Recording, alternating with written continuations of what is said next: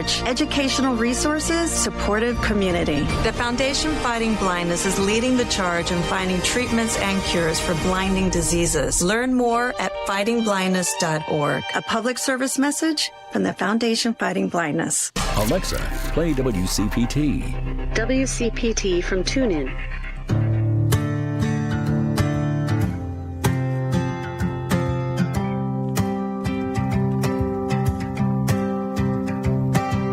Welcome back to the Gailey Show. I'm John Parker. We are coming up on the top of the hour. That was mellow music, maybe a little moody. Thank you for that, Patrick. Kind of trying to chill me out, even though my next topic isn't going to chill me out. So, all right. U.S. Olympics has officially, quietly tried to keep it under the radar, but they did officially ban trans women athletes. The great issue of our time. It isn't climate change. It isn't tariffs. It isn't the economy. No. It's trans people participating in sports. They made the rule change last week as part of their quote-unquote athlete safety policy. A subsection of that policy now says the U.S. OPC is committed to protecting opportunities for athletes participating in sport. The U.S. OPC will continue to collaborate with various stakeholders with oversight responsibilities, e.g. IOC, etc., to ensure that women have a fair and safe competition environment consistent with Executive Order 14201 and the Ted Stevens Olympic and Amateur Sports Act. So that executive order is Trump's anti-trans policy order. So yes, there are, executive orders are not acts of legislation. They are not laws unto themselves, but they become policy when organizations like the United States Olympics Committee, Olympic and Paralympic Committee, say, hey, yeah, because of this executive order, now we're changing how we are doing things.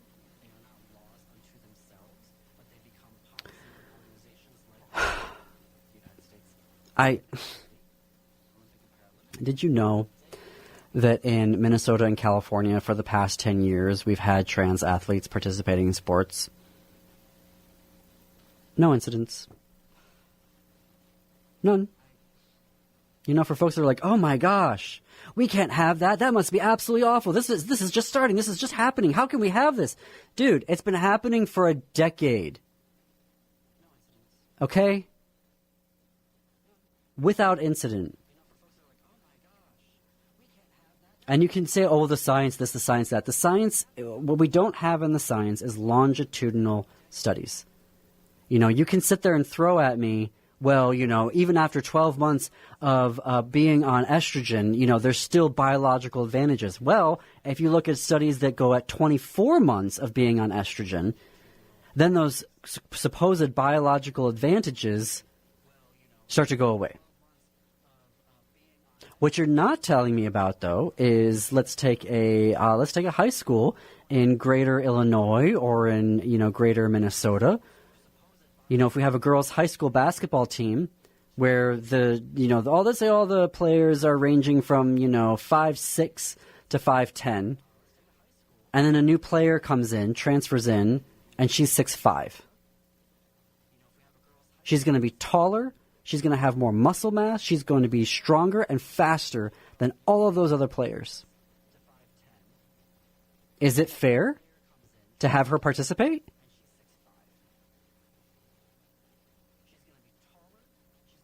The average height of a WNBA player is like 6'4" or 6'7". In fencing, I know folks who have listened to a while, they know this. In fencing, the biological advantage that's the greatest is if you're left-handed. That's more likely to be a determinant. Sport is biological advantage. We may say that it's not, but it is. If you can kick a football, a real football, soccer, with your left foot, you have a biological advantage over other players who are only right-footed. The best ones in the world can kick with their left foot because it's harder for goalkeepers because most goalkeepers are right-handed. So it's harder for them to defend that. That is a complete fluke. Not everybody can do it. Not everybody's left-handed in fencing. And I cannot believe that this is the great issue of our time that we have to keep talking about over and over and over again.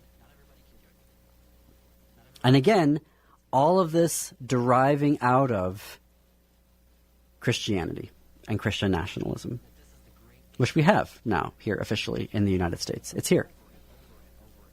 If you are asked by someone from France, if you are asked by someone from South Africa, if you are asked by someone from India, you should be saying that you live in a Christian nationalist country.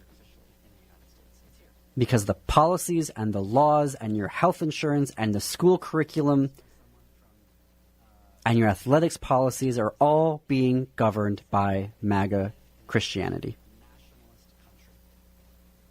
As you're driving in your car right now, say out loud, I live in a Christian nationalist country. And it feels weird, doesn't it? It feels very weird and it feels very scary, but it is the reality. You know, so you can sit there and say the science. The science is not definitive.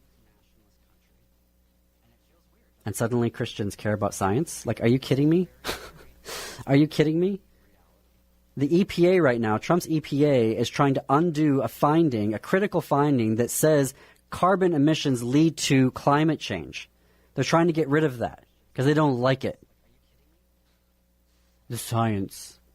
There's no science proving climate change. Oh, only 99% of all the scientists in the world, the 1% who actually are trying to get a book deal and to get a speaking deal on Fox News, they don't believe in it because they see money out of it.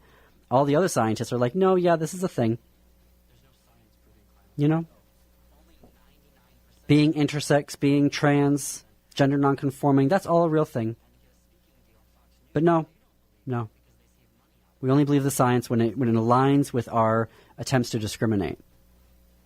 And even then, the science isn't supporting them. The science does not support bans on trans athletes. It does not. Because you can sit there and point to biological advantages, and there are other biological advantages that folks have. Like in my metaphorical high school girls basketball team on height. Anyway, I'm going to end the show there today. Hopefully Jim will be back with me tomorrow. But if you're listening in Chicago on WCPT 820, it's Chew's Views with Richard Chew. On AM 950, it's the Matt McNeil Show now. Stay tuned after that for Native Roots Radio, and then step into the unknown at 10 p.m. Central with Greg Bakken on Ghost Box Radio. And stay tuned, same time, same place tomorrow. Until then, keep it queer, America.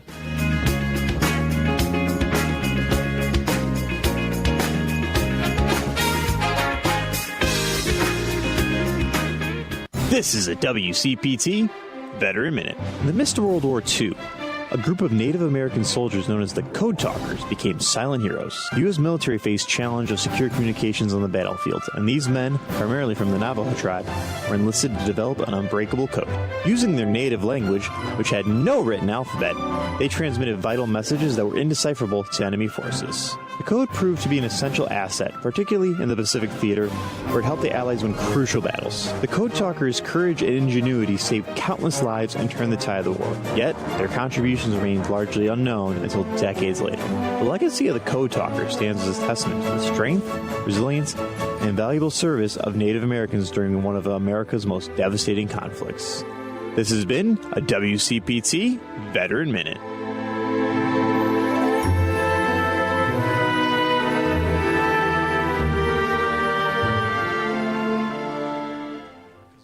Listen to the Tom Hartman radio program every weekday from 11 to 2 right here on WCPT 820, where facts matter. AP News, I'm Marcela Sanchez. Hawaii and parts of Japan have downgraded their tsunami warnings to advisories after a magnitude 8.8 earthquake struck Russia's far east and Japan's island of Hokkaido earlier today. At an emergency management briefing at around 5 a.m. Eastern Time, Hawaii Governor Josh Green says there's been no tsunami damage reported on the island. Thank you for being calm and being safe. So far, we have not seen a wave of consequence, which is great relief to us. It's kind of a blessing to not be reporting any damage. And AP correspondent Mike Hempen reports the EPA is trying to repeal a finding that allows for climate regulation. The Trump administration wants to revoke a scientific finding that fights climate change. The proposed Environmental Protection Agency rule would rescind a 2009 declaration that determined that carbon dioxide and other greenhouse gases endanger public health and welfare. EPA Administrator Lee Zeldin announced a proposed rule change on the Ruthless podcast. 31 key environmental rules on topics from clean air to clean water and climate change would be rolled back or repealed under Zeldin's plan. Conservatives and some congressional Republicans say the plan is a way to undo economically damaging rules to regulate greenhouse gases. But 3 former EPA leaders have criticized Zeldin, saying his proposal would endanger the lives of millions of Americans. They also say it would abandon the agency's dual mission to protect the environment and human health. Mike Hempen, Washington. The United Kingdom will recognize a Palestinian state in September unless Israel agrees to a ceasefire in Gaza. At a cabinet meeting, British Prime Minister Keir Starmer says Israel must also allow the UN to bring in aid and take other steps toward long-term peace. He also said Hamas cannot play a role in a Palestinian state. This is AP News. AP correspondent Charles de Ledesma reports Thailand and Cambodia have agreed to a ceasefire again after China intervenes. Thailand and Cambodia have reaffirmed their shaky ceasefire violation after days of fighting along their border, after China stepped in to negotiate with the two countries. The ceasefire reached in Malaysia was supposed to take effect at midnight on Monday, but was quickly tested. Thailand's army accusing Cambodia of launching attacks in multiple areas early Tuesday, but Cambodia said there was no firing in any location. The Thai army then reported exchanges of gunfire into Wednesday morning, but said there was no use of heavy artillery. Both sides appeared to have reaffirmed their commitment to stop hostilities, with representatives appearing smiling in a photo with a Chinese Vice Minister Sun Weidong at a meeting in Shanghai. I'm Charles de Ledesma. More stories at apnews.com. I'm Marcela Sanchez. This is 820 AM, WCPT Willow Springs, and streaming worldwide at WCPT820.com. We are Chicago's progressive talk, where facts matter. Now, your WCPT 820 weather update. From the Weatherology Weather Center, I'm meteorologist Jennifer Wojcicki. We'll see a few scattered showers and thunderstorms here for today with cloudy skies and temperatures holding rather steady. Winds out of the northeast around 5 to 10 miles per hour, gusting as high as 20. Then for tonight, a chance for showers and storms, cloudy, a low near 65. By Thursday, another chance for rain showers and storms, cloudy, high of 74. Friday, sunny, high of 76. That's your latest Chicago weather update. Currently, it's 79. Some people just know they could save hundreds on home insurance by checking Allstate first. Hold it. Like you know to check the assembly instructions first. Hold it. Before building the bookcase. And done. Whew. You can let go. Yeah, checking first is smart. Ugh. So check Allstate first for a quote that could save you hundreds. You're in good hands with Allstate. Not available in every state. Potential savings vary. Allstate Vehicle and Property Insurance Company and affiliates, Northbrook, Illinois. Chicago's progressive talk, WCPT 820, where facts matter. Welcome to Choose Views with Richard Chew. Get ready to dive into a world of insightful conversations and thought-provoking discussions. As progressives, our job is to have an all-inclusive, full-on assault with all of our players. A show that focuses on moving our political, social, economic, gender, and cultural conversation forward. And all of our players means all of our players. It's Choose Views. And now, here's your host, Richard Chew. Good Wednesday morning, progressives. Let me put these glasses on. I got to see. Welcome to the July 30th, 2025 edition of Choose Views, 773-763-9278. Find my show on Facebook Live, TuneIn Radio, YouTube, YouTube, and email me, of course, at richard@wcpt820.com. Yes, that's Facebook Live, TuneIn Radio, and YouTube. You can also follow me on X, Instagram, LinkedIn, Facebook, Blue Sky, Threads, and Substack. Those are the places that I hang out. And there might be a few more in the days to come. So we'll see. I'll keep you posted no matter what. Catch all of our shows by subscribing to our WCPT podcast on Apple Podcasts, Spotify, and iHeartRadio. There you can get Choose View's featured versions, interviews, and the short, as I say, the short stack and the long, the big granddaddy stack. So check us out there. And, of course, Joan Esposito, live, local, and progressive, Driving It Home with Patty Vasquez, The Big Picture with Edwin Eisendrath, Out Chicago, and our other shows and interviews. And make your way over to heartlandsignal.com, where you can catch some of the wonderful pieces that we have there, our articles and our posts. And right now, you'll want to make your way there because we've got some great stuff. We had the clip yesterday from Illinois Governor J.B. Pritzker signing the Safe Gun Storage Act and talking about the importance of that. And we have another article that's there. American automotive companies report billions of dollars of loss and losses due to Trump's tariffs. And then the author of the Texas abortion ban accused of paying for multiple abortions during an alleged 17-year affair. Hypocrisy running rampant in the GOP. But make your way over to Heartland Signal and check out our articles and other good stuff that we have there. We'll hit you with some Choose Views news in a moment after the break. And most definitely, we have a possibility that we'll get a few clips in. But on today's show, our guests are going to include Abe Scarr, so director of the Illinois PIRG Energy Equity in Illinois. Kurt Mullett, it's Wednesday, so Hoosier Blue 63 will be with us. And Michael Sozan, Center for American Progress, will be with us as well in the 7:30 hour. So we got a busy morning with our guest. But for now, check this out, progressives. Describe the balance between taking on beliefs, arguing them, debating them, and what some people will refer to as platforming, nonsense. How do you square this in your head? It's a great question, and it goes to the heart of our current politics, because I have, for 20 years, had a no platforming of fascist policy as a journalist, both in the UK and in the US, both in my kind of private life when I'm appearing in events and my professional life when I'm hosting people on my show. The problem we have now, of course, Ali, as you know better than me, is in this country, fascism has gone mainstream. One of our two major parties used to be a conservative party with a fascist fringe. It's now basically a fascist party with a conservative fringe. So if you want to engage in political debate, you can't really avoid the fascists or the neo-fascists or the fascist adjacent folks, because they're all over Fox and they're all over the Republican Party. They're all in the White House and the administration. They're all pundits on air. So that becomes very tricky. Now, in this debate, I went in eyes wide open knowing that these folks were going to be extreme. I mean, who describes themselves as a far-right conservative? When Jubilee told me, we're going to call it you versus 20 far-right conservatives, I said, you're going to really find people who call themselves far-right conservatives? Okay, fine.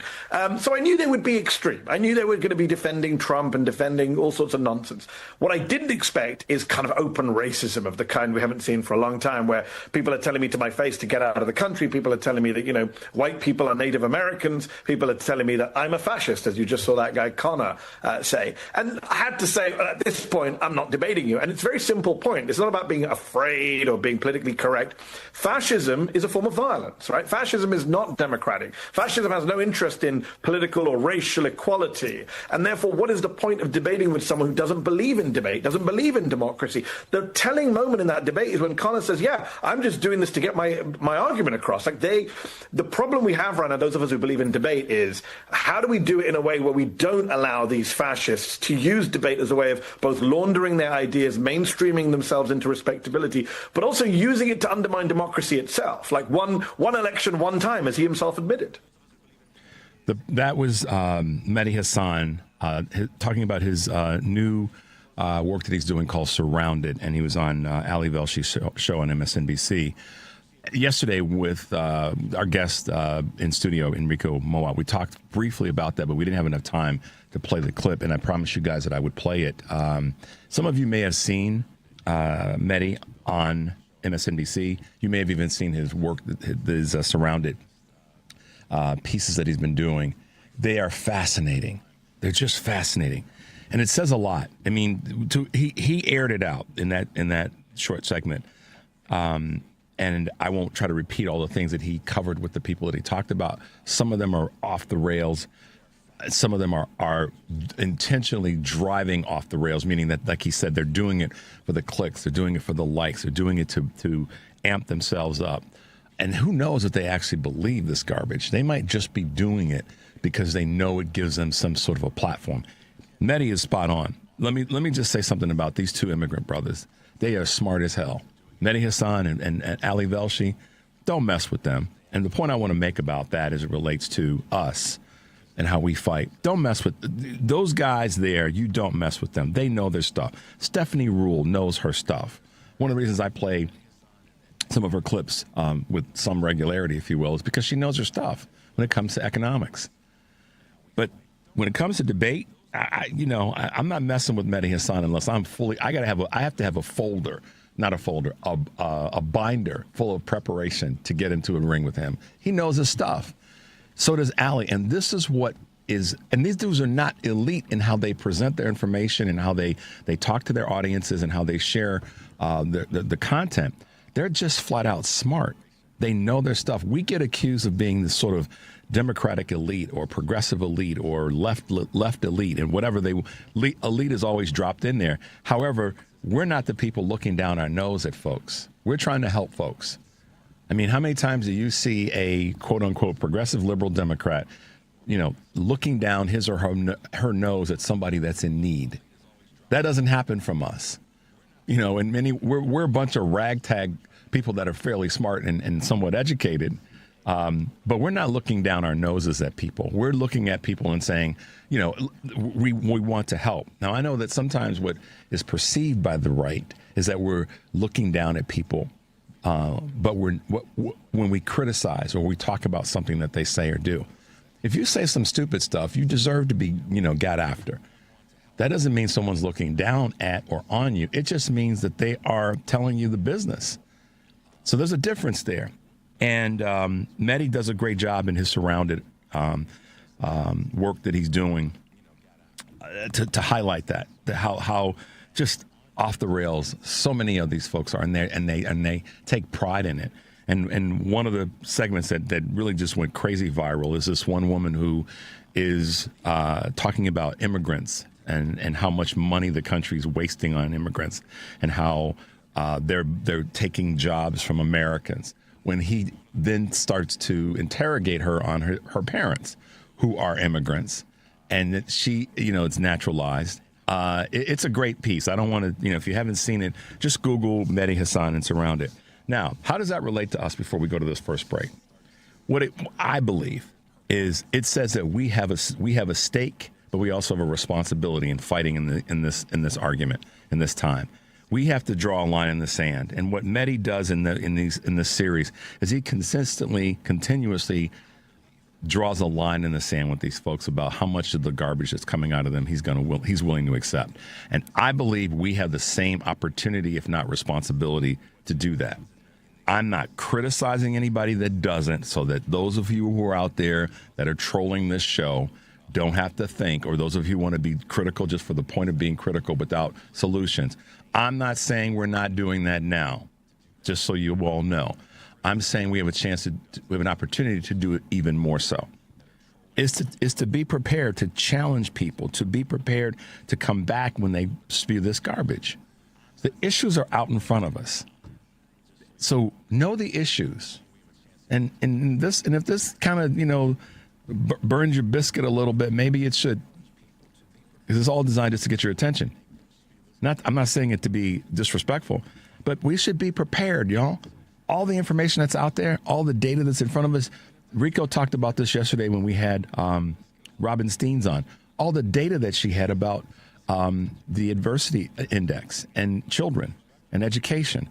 We should be that. So I'm circling back to say it doesn't mean we're being database elites or intellectual elites. It means we're just prepared and we know our stuff. That's what we want to be able to do.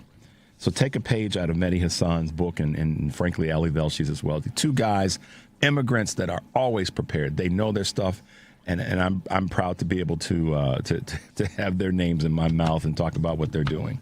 So let's take a quick break.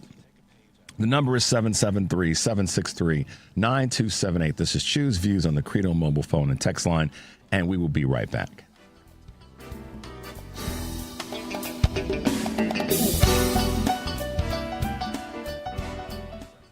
This is a WCPT 820 Heartland Signal News Minute. We have to make sure that we hold the Republicans to account. They're the ones that did this. That's Illinois Congressman Eric Sorensen speaking to WCPT's Patty Vasquez about the recently enacted Republican One Big Beautiful Bill Act.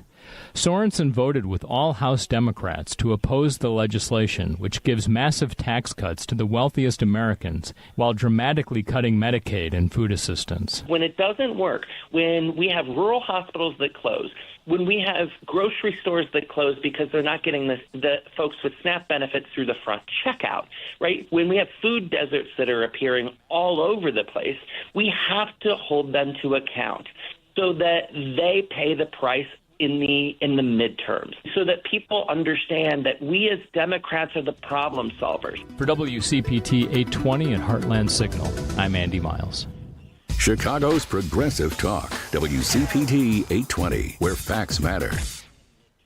Welcome back to Choose Views with Richard Chew on WCPT 820, Chicago's Progressive Talk. Hey, folks, welcome back to the show. Of course, our number here is 773-763-9278. You can call or you can text me. Either one. We love them both. We'd love to hear your voices. We'll grab a couple calls in a moment. But real quickly, a couple of items from Choose Views News on this July 30th, 2025. Yes, unfortunately, at least 4 people were killed in the mass shooting Monday at the Midtown Manhattan office that houses private equity firms like Blackstone, according to the New York Police Department. Victims include Blackstone executive Wesley LaPlante, as well as an NYPD officer. The New York City Police Commissioner Jessica Tisch confirmed that the suspected shooter is also dead.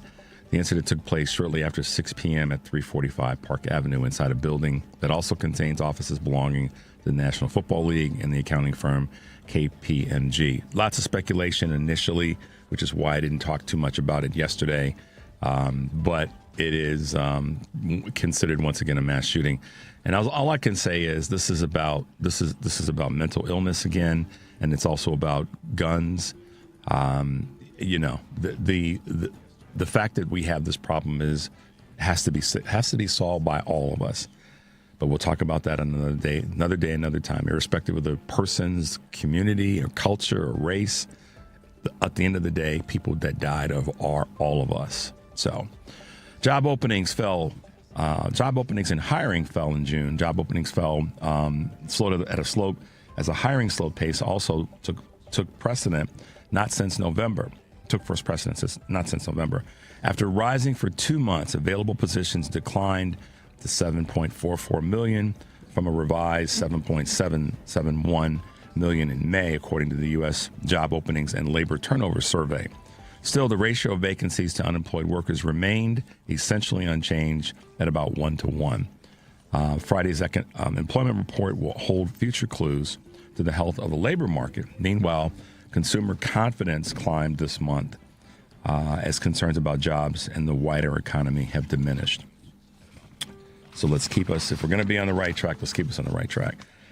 Home prices growth, however, slows again. Home prices rose 2.3% year over May, the smallest annual increase since July of 2023, and down 0.04% from April, as home price growth continued to decelerate for the 4th straight month, according to new data out yesterday. The New York, Chicago, Detroit metro areas also saw the largest annual price gains. Typically busy spring home sale season ended with a thud as home prices reached a record high in June and home sales dropped to a 10-month low.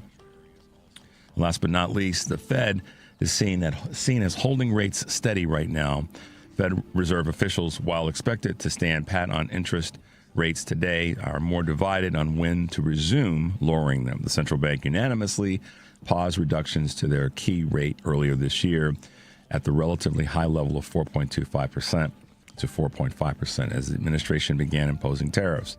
But with muted evidence so far of tariff-related price increases, the signs are that the labor market is cooling. 3 camps have emerged.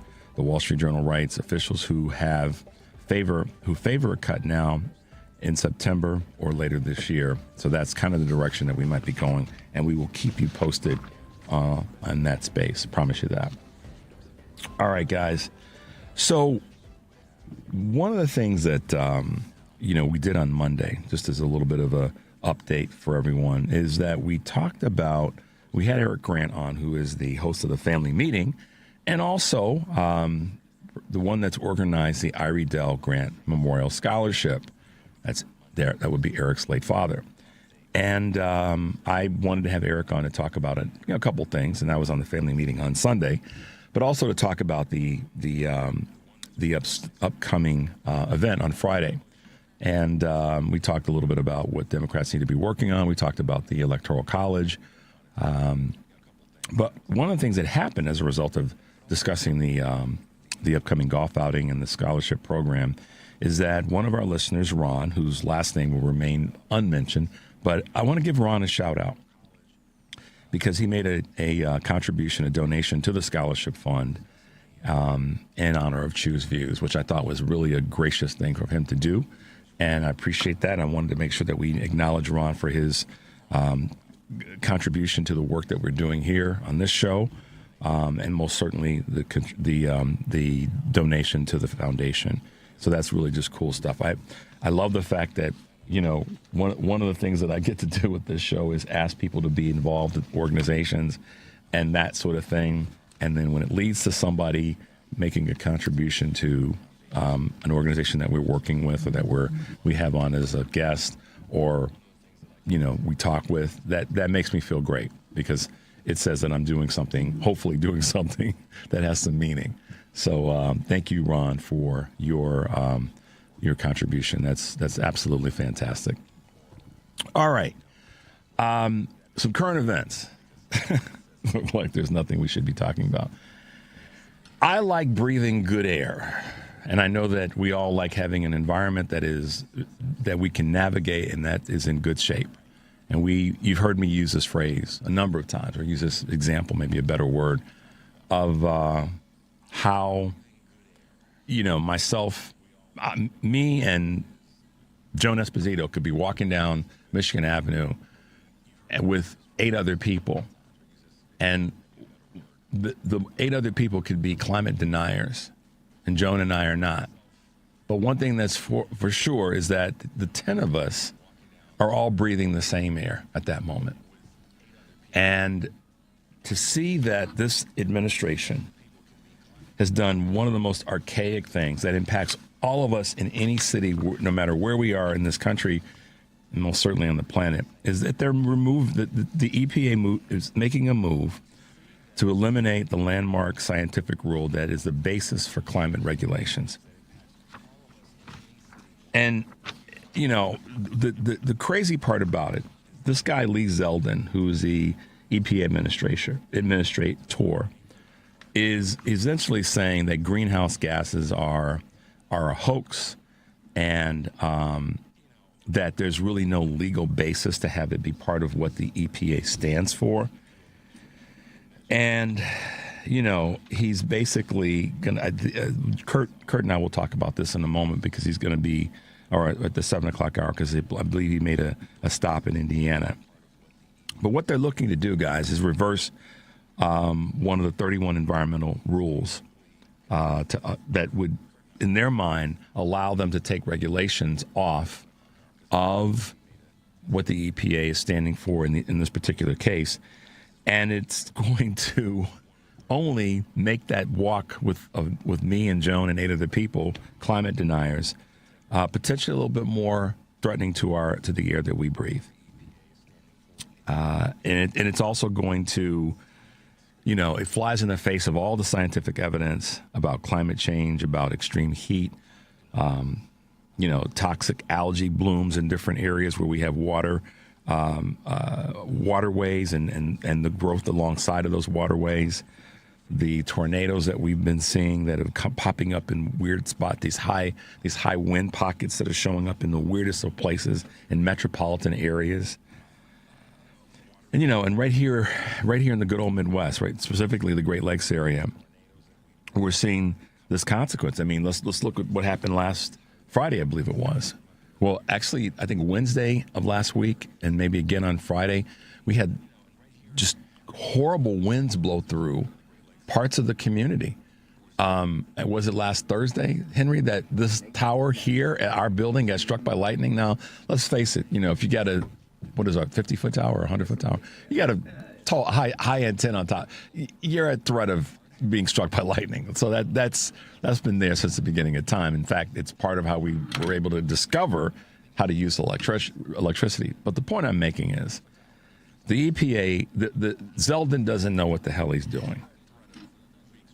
And the storms that we had last week, we've had storms before, but the timing in which they're coming, the length of time that they're lasting, and the severity of them.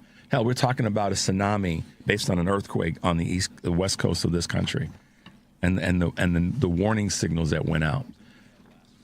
But yet, we've got this dumb administration that wants to play this game that EPA regulations are not legally founded, or founded on legal, strong legal basis. I hate it when, and this is one of those moments where the folks on the right are going to go, yeah, you're being an elite.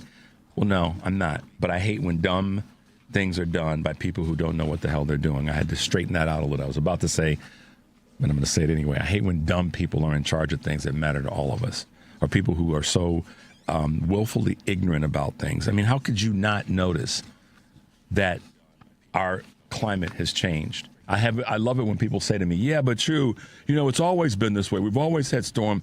Listen, the predictability of our weather 40 years ago was a little bit easier.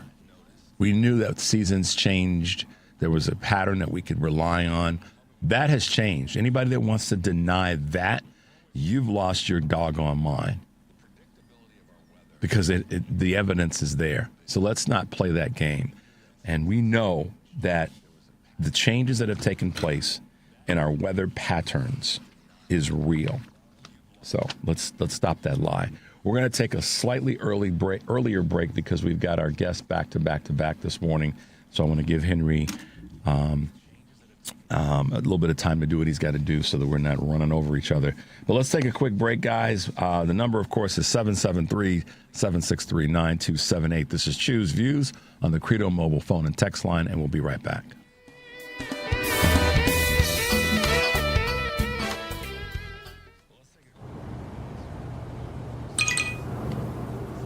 That's the sound of the ComEd Energy Efficiency Program, saving you money and energy. With rebates on Energy Star appliances, so you can come back to a home full of savings. Discover more ways to save at ComEd.com/home savings. ComEd, powering lives. Sound familiar? At Mattress Firm, we understand there are many problems, like snoring, aches and pains, hot sleep, or even an old saggy mattress that can keep you up at night. And our sleep experts have the unrivaled know-how to match you with a mattress that can help. And now get a king bed for a queen price, plus a free adjustable base with select Sealy mattresses. For the great sleep you deserve, visit Mattress Firm. We make sleep easy. Restrictions apply. See store or website for details. You're listening to WCPT 820. Here's the latest Chicago weather update. From the Weatherology Weather Center, I'm meteorologist Jennifer Wojcicki. See a few scattered showers and thunderstorms here for today with cloudy skies and temperatures holding rather steady. Winds out of the northeast around 5 to 10 miles per hour, gusting as high as 20. Then for tonight, a chance for showers and storms, cloudy, a low near 65. By Thursday, another chance for rain showers and storms, cloudy, high of 74. Friday, sunny, high of 76. That's your latest Chicago weather update. Currently, it's 79. Because facts matter. You're listening to WCPT 820. It's Choose View with Richard Chew on WCPT 820. Where facts matter. Welcome back, progressive liberal Democrats, Republicans that have gotten their head right, maggots that have left, and all the rest, independents, everybody that wants to get into the fight. And what I mean by that is it's what matters to all of us. So there's a there's a list, there's a kind of an outline that the folks, specifically Eric ran over at the family meeting and put together called Permanent Interest. And so we want people that are part of the team that want to fulfill what are considered permanent interests, things that matter to all of us. And I'll be talking about that in the days and weeks to come, a little bit more detail. But welcome back, and thanks for being with us. I was talking earlier about education and people who have taken the time to become as well-versed as they can in topics that are important to them. And we've been fortunate to have so many of those people come through and be part of our show. But with us this morning is the State Director of the Illinois PIRG Energy and Utilities Program Director, and that would be none other than Abe Scarr. Good morning, Abe. Welcome to Choose V's. How are you doing this morning? I'm doing great. Thanks for having me back. Absolutely, man. You've been doing well so far this year, hanging in there? Yes, definitely hanging in there, trying to stay cool these last couple of days. Yeah, because, we've all been mindful of the fact that, I love how when people have this conversation around, there's no such thing as climate change. You've seen what the EPA is about to do and what those folks are saying doesn't exist in terms of climate change and greenhouse gases and all the rest. But I think you got a slightly different take on that. Before we get to that, though, Abe, let's reintroduce you to the audience and folks so they can get a better idea of who you are and the organization that you represent. Sure. So I'm the director of Illinois PIRG, Public Interest Research Group. We are part of a nationwide network of state-based public interest advocacy organizations. And the key thing about us is that we're citizen-funded, so the majority of our funding comes from regular people making small contributions to support our work. And we have a pretty broad agenda, but here in Illinois in recent years, some of our biggest focuses have been on utility accountability, insurance industry reform, and good government and democracy issues. So people will ask the question, but I'll let you answer it by me asking it to you. What is your definition, and what is the definition that people should be aware of when it comes to utility accountability? Well, utilities are infused with the public interest. That is, they're providing a public good, and for most utility functions, we've created state monopolies where we allow private profit in pursuit of that public good. And we have regulators to kind of make sure that those monopolies do not abuse their monopoly position, which, monopolies inevitably do. But that's hard work. These for-profit entities, as all for-profit entities do, tend to pursue their own ends and pursue their own interests. And so it's up to regulators and the public itself to make sure that they don't stray too much from their public interest mission and that they provide the public good. And we've certainly seen problems here in Illinois in recent years, most notably the ComEd corruption scandal, which has rocked the political world. We've had some success in recent years. There's still plenty more work to do, making sure that those utilities are serving the public and not themselves. So right now, in terms of accountability, I think that groups like yours and so many others have been really at the forefront of making sure that the public's aware, because this is what I believe happens, Abe. So you correct me if I'm wrong, or better inform our audience. When it comes to something like this in terms of accountability, we're all racing and going and doing. We all get up, we go to do our day, whatever it might be, whether we work from home or we're we're working in a studio, or we're back to the office that we were not working at full time during the height of COVID. So most people are just going and doing, but they may not be aware until there's an incident or a crisis of the accountabilities that are required of the utilities that we all are part of, or that we all used in our day-to-day lives. So how do you go about making it more available, or making consumers more aware of what accountability should look like? Well, we try to use the tools we have. So, obviously, encourage anybody who supports our mission to become a member, or at least sign up for our email list, and organizations like ours and Illinois Cub, which is another utility watchdog, put a lot on our website, put a lot through email to inform our members and the public of what's going on. We also do what we can to get media, folks like you, and we appreciate you bringing us on to talk about this, to get the word out. But it is a challenge, obviously we're only going to reach so many people with our website or email list, and the media landscape is fractured now, so we have our work cut out for us. And we similarly, there's stuff going on all the time, but we know we can't capture people's attention all the time. So we have to pick our spots and find out times when something big is happening to try to break through and capture attention. And that's, a big challenge these days, is the attention economy and getting people's attention for any issue, let alone, something that for most people, they just want to pay their bill and have their power work. They don't want to think about it too much. So we have to, find the right times to capture people's attention. So, speaking of big issues and timely issues, I guess you could say, one of the big ones right now that you're, getting your arms wrapped around is what's happening with ComEd and this conversation around capacity. Maybe you can enlighten the listeners a little bit more about that. Sure.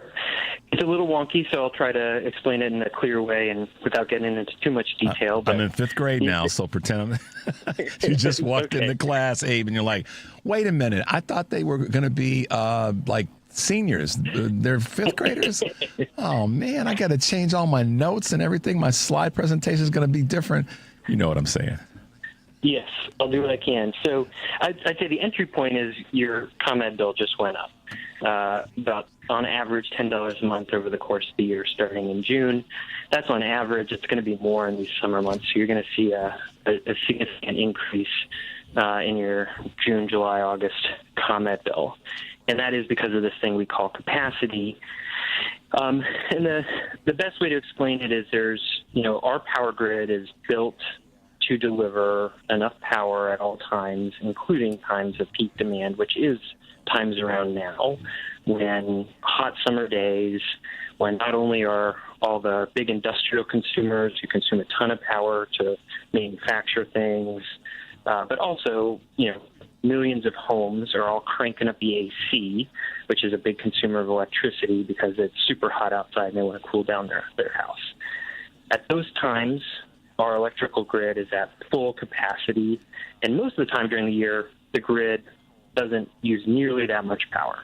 But it has to be built for these times of maximum demand, or otherwise we'll have brownouts and blackouts. And we are part of a regional grid. It's not just Northern Illinois, and ComEd is all an island. It's part of a regional grid, and that there's a grid operator or manager called PJM. Interestingly, PJM covers 13 states plus the District of Columbia. It's mostly mid-Atlantic. We're kind of the far western edge here in Northern Illinois. And part of their responsibility is to make sure that at times when there's the most demand, that there's enough power plants and wind farms all operating at those times so that we don't have brownouts and blackouts. And they run an auction each year to, basically pay additional money to these power plants and energy providers to guarantee that they'll be available at those times. So we're not paying them only for the electrons that they provide, but also for the guarantee that they'll be there when we need them. And the cost of that capacity from that auction over the last couple of years has just skyrocketed. A couple of years ago, consumers were paying $2.2 billion annually for that capacity. Now it's up to $13 or $14 billion. And so that cost is spread to all of us in our bills, and that's why we're seeing this increase in bills. And they just have the auction for next year. They do it a year in advance, and they're going to be even higher next year.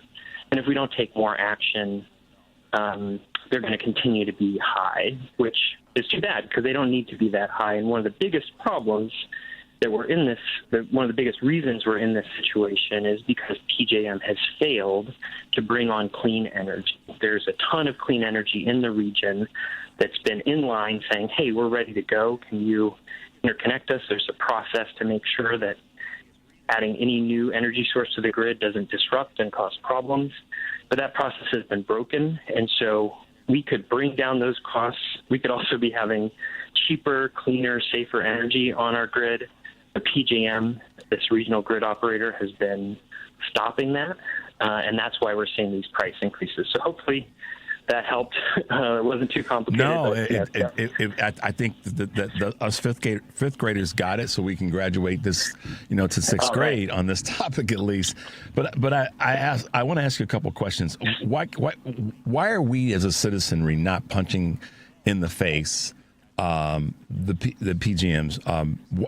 Why are they the ones that get to have so much say? I think you mentioned 13 states. Did I hear that right? Yes, and the District of Columbia. Yeah. How in the heck do they get to have that much leverage over not only the cost of the energy that we use and consume, but also over the type that we have? I mean, my brain is just like so many things to ask you on this because I am paying attention in class. But why? How come? And to that, so the why question, Abe, and then what can we do about it as we talk about this from a citizen's action standpoint? Well, it's a good question. I'd say a couple things. One is, hopefully my explanation not only worked for you but your listeners, but it is a little complicated. It's not the most simple thing to explain, and I didn't get into PJM governance, which goes to your question a little bit, but it's obscure and complicated. Most people have never heard of this, and so it's not the easiest thing to mobilize the public around. The reason it's governance, they have this power, is we do need some type of authority to manage this, and there are different regional grid operators around the country. It so happens that PJM is the oldest, and others were kind of designed and had more thoughtful and more transparent structures. PJM, because it kind of was created organically, historically, it kind of evolved into this manner that it is now, that it's not that transparent, it's not functioning that well. Not that the others are doing brilliantly, but they're generally doing better. And the thing we can do is get our governors to act. And Governor Pritzker has been doing a good job of this. Essentially the leverage we have over PJM is to take our ball and go home and say, if you don't change your ways, we are going to take Northern Illinois out of PJM. Maybe we can join with Southern Illinois that's in a different one, or in some states like Texas, California, have their own just in-state system for handling this. And governors are starting to do this. Governor Shapiro in Pennsylvania actually filed a lawsuit with federal energy regulators that ended up helping cap the price going into next year. It's still going to go up. It's still going to be too high, but they did manage to set a high cap on how much it could go up this year. And, there's been increasing activity from governors, in particular from the governors in states like Illinois that have clean energy goals, that are seeing those clean energy goals being thwarted by PJM. And so to the citizenry, I'd say, contact Governor Pritzker, thank him for, urging PJM to act and encourage him to keep it up. There's actually just been scheduled a regional conference coming up this fall where the governors are going to sit down with PJM and they're going to work out some reforms. So some of this is in process, but we definitely need the public to keep the pressure on our governors and our governor here in Illinois to demand reform so that we can get more clean energy on the grid and bring costs down. And thanks for that part of the answering both of those questions in that part of this conversation, because what a lot of people don't know and may not even have heard of PJM before you being on today, or loosely may have heard the initials but not know anything about them. They don't own the system or own the grid. They basically they act like a wholesaler. Am I correct? Yeah, they're an operator, so they kind of manage the grid, but the grid is mostly owned by the local distribution utilities like ComEd or transmission owners, which are often the same utilities but sometimes different. And the governance of PJM is made up of those utilities and power plant owners, and that's part of the problem. PJM is dominated by gas. methane gas, or often called natural gas. It's just that it has a big footprint in the region, and they're threatened by the rise of clean energy because clean energy is cheaper and cleaner. And so, it's not surprising, unfortunately, that they've used their position within PJM, in their governance of PJM, to slow the growth of clean energy in the region. Got it. Well, we're talking with Director at Illinois PIRG, Program Director Abe Scarr, and we're kind of having a master class for fifth graders when it comes to our energy capacity, our energy consumption, and those that manage what we have here in Illinois and other 12 other states in the District of Columbia. So as I've said to so many of our well-educated, well-suited, knowledgeable guests, we definitely look forward to having you back on, given the fact that this is an ongoing thing, not just for here in Illinois, but this is a national concern, national issue. We just had, I talked about this a moment before you came on, Abe, in terms of what Zeldin is doing with regard to EPA, which is absolute insanity, but that's what we get from that particular party. And I know we criticize Democrats a lot about a lot of things, and we should, to keep them on their toes. But in your experience, Abe, have you seen that one party or the other, or one group of voices or the other, does a better job at helping us navigate through some of these issues when it comes to the environment and comes to energy, not only consumption and usage, but development of new, cleaner cleaner forms of energy? It's an interesting question. One thing that's interesting is that Texas, for example, is a leader in clean energy, in wind and solar, and they've taken a very different approach. And obviously, it's been a Republican-dominated state, and they've kind of had some more deregulated energy space. And of course, they're a huge oil and gas state, but it has led to pretty significant growth in clean energy there. If they were a nation, they'd be the fifth in place in terms of wind power generated. Environmental issues, when the environmental movement started in the early 70s, there was, bipartisan support. President Nixon signed the Clean Air Act and Clean Water Act. Mm-hmm. And over time, it's become polarized. And clearly, in our current environment, it's, associated more, and it's a higher priority for the Democratic Party than the Republican Party. But I think that's a problem for us in the environmental movement. The Inflation Reduction Act was the biggest, most important climate policy that our nation has ever passed, and it's been now, ripped out root and branch by the big, beautiful bill. And I think a large reason for that is that it was just seen as a partisan issue. Mm-hmm. And so I think our job as an environmental movement, as a climate movement, is to once again break through the polarization and make this something where both parties think they have to be on the environmental side, or lest they fear the wrath of their voters. And we've unfortunately just failed to do that. And so rather than blaming the parties, I want to think about how we as a movement can build the super majoritarian support for our vision such that, the politicians get in line. Yeah. That's our job, is to lead. We want them to follow the public. So we've got our work cut out to us, because it's hard now to cut through some of the partisanship, because sometimes, unfortunately, not everybody can just even hear us because there's so much polarization. Yeah, and that's why I wanted to ask that question, because oftentimes it's perceived as that just Democrats are locked into cleaner energy, better energy, and Republicans are not. And frankly, the state of Texas is, just based on the landscape topographically, they have an advantage, a unique and distinct advantage, because of how close they are to the coast. Their coastline, in terms of the Gulf of Mexico, not of America, allows for them to take advantage of how that does impact wind energy, a cleaner form of energy. And there's some other things that they, from a geographical and topographical standpoint, can take advantage of, and they should. Still being a large oil-producing state. But yes. So I thank you for answering that question with the sort of the neutrality or the nonpartisan piece that needed to be part of this conversation. So much to talk about, Abe, and I'm like loaded with questions to ask you, and I don't want to do that to you today, which is why we'll have to have you back sooner than later. But slight little pivot, because it still talks about energy and still talks about our environment, and that's the situation with State Farm. And in the last few minutes that we have on today's show, today's segment, let's talk a little bit about what's happening with the State Farm homeowners insurance rate hike.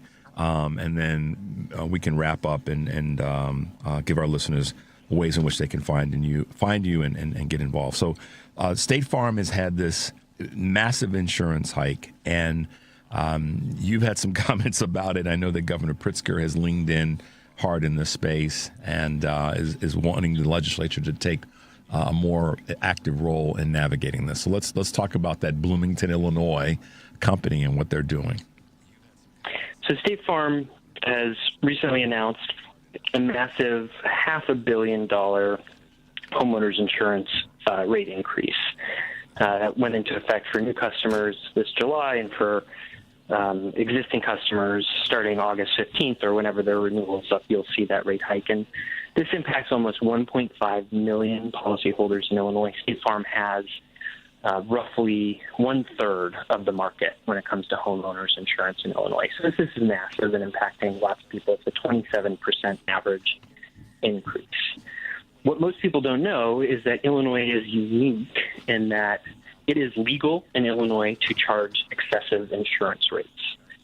Every state, when it comes to property and casualty insurance, like homeowners and car insurance, has in its law boilerplate language that rates shall not be excessive, inadequate, or unduly discriminatory.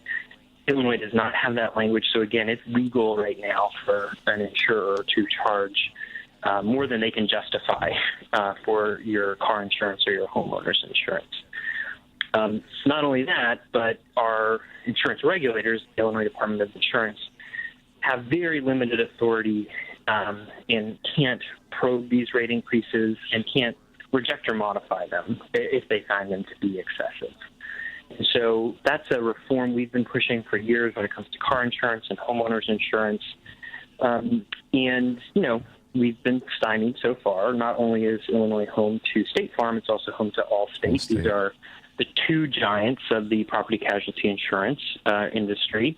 And they're major employers, and, not surprisingly, they have significant power in Springfield. But the Department of Insurance did introduce reform legislation this spring. That, of course, because the department is part of the Pritzker administration, had its tacit support, but now we've seen the governor really come out publicly. And just this morning, when I read the paper, as I do first thing when I wake up, there's You read the paper? Oh, come on, man. Do. No, you don't. On my phone, but yeah. Okay, all right. I was like, you got ink on your fingers and stuff? All right, go ahead. I'm sorry. Sorry. I look at the digital version. But there's an opinion editorial this morning, not only from Governor Pritzker, but Speaker Welch and President Harmon, calling for these reforms. So that's not something you see every day. And the fact that the three tops, as we call them in Springfield, the three leaders, are speaking with one voice, calling for this reform, makes me, even more confident that we'll have a chance to pass some reforms this fall. Nothing's guaranteed, of course. The industry remains powerful, but I'm optimistic that this is an opportunity for change. Well, and this why this is important to all of us in Illinois and certainly throughout the rest of the country when it comes to property and casualty coverage is that a lot of part of the reason that companies like State Farm and Allstate and other property and casualty companies are raising their rates, or at least trying to justify it where they can, is because we let's be honest, we've had environmental impact that's caused more cost relative to property damage. And so Absolutely. Because of that, there is that's part of how they're justifying it. And at the same time, when we merge that and say, well, what can we do to impact that? One, obviously, we need to talk to our legislators here in Illinois, legislators in Illinois and in other states.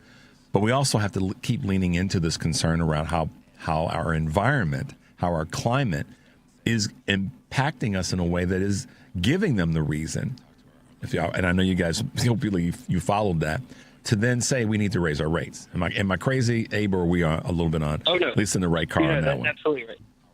Yes, I mean, that's the primary justification State Farm gives for the increases, what the insurance industry calls catastrophe losses. These are the, losses from big extreme weather events.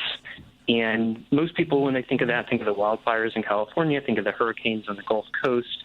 And those are, of course, big dramatic events, but the majority of catastrophe losses in the homeowners insurance industry come from wind, hail, and tornadoes, the type of weather event that impacts us here in the middle of the country and that have been on the rise. I mean, the rise of billion-dollar storms has come from, on average 3 per year in the 1980s to 27 last year and 28 the year before. So it's very real that extreme weather is a big driver of cost increases and that insurance rates will likely need to continue to go up. The question, though, is do they need to go up by $500 million like State Farm has proposed, or is something more modest appropriate? And how are they calculating that rate increase? And there's reason to believe that this rate increase is overcharging. It would be interesting. The other thing I'd say quick.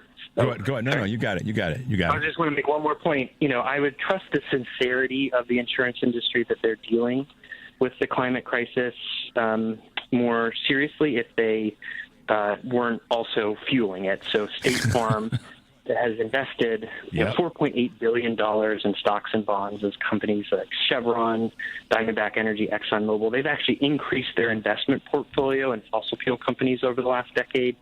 And so the insurance industry has a huge investment portfolio because they take our premiums and they invest. They reinvest it to make, that's right. And they're investing in the fossil fuel industry. Not State Farm, but others are also underwriting fossil fuel projects. So they need to be part of the solution and stop insuring and underwriting the things that are causing the climate cost crisis in the first place. So, Abe, let's do this. First of all, how can folks find you real quick?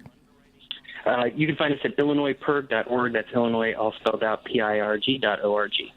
And certainly commit to being back on the show, because what I want to talk about maybe next time, and you and I have to develop this story, is that increase of 3 to 27. Did you say it was? Let's send me whatever data you have. Email me at Richard. Write this down real quickly. Richard at WCPT820.com. Because I want to see a little bit more of the data that you just talked about, and then I'd love to have you back so that we can talk about that. Because that's a message that is a specific message that I believe that those who want to fight this should be aware of, and I'd like to lean into how we can handle that. So, Abe Scarr, thanks for being with us this morning. We appreciate the knowledge, the nerdiness, helping the fifth graders understand a little bit better what's going on and the hard work that you put in every day. Well, thank you very much. Happy to come back. All right, man. We'll talk soon, but send me that email so we can talk about this, okay? Yeah, we'll do. All right, sounds good, Abe. Have a good day. Stay safe and stay cool, man. Bye now. Thanks. You too. Bye. All right, guys. What else can I say? Get involved. I mean, this doesn't just impact me and Henry and Matt this morning. This impacts all of us, wherever you are in Illinois or in the rest of the country. So don't sleep on this. I will do the work to partner up with Abe to get a little bit more information and talk about those dramatic increases that he talked about. And we'll have Abe back once we've got our oars in the water to make that happen. But for now, let's take a quick break, guys. The number is 773-763-9278.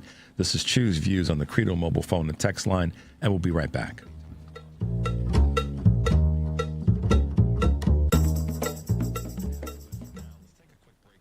Greece is cheap. But the airfare costs a fortune. Paris? Not much closer, and again, airfare... What about Puerto Vallarta? Let's face it, flying anywhere is just too expensive. Wait, what's this? Low-cost airlines. With one call to low-cost airlines, you'll drastically slash your travel costs. We're talking insanely low airline prices to any of your favorite destinations. Where would you like to go? London, Rome, Costa Rica, Australia? Wow, that's cheap. So why wait? Call now to learn how crazy cheap it is to fly anywhere in the U.S. or international. Our prices are so low, we can't publish them. The only way to get them is to call to instantly hear the most amazing best deals on airline travel. It's that easy. So call now and start packing. 800-708-3091. 800-708-3091. 800-708-3091. That's 800-708-3091. Check up on health with Chris Whitting. The leading cause of blindness over the age of 50 is macular degeneration.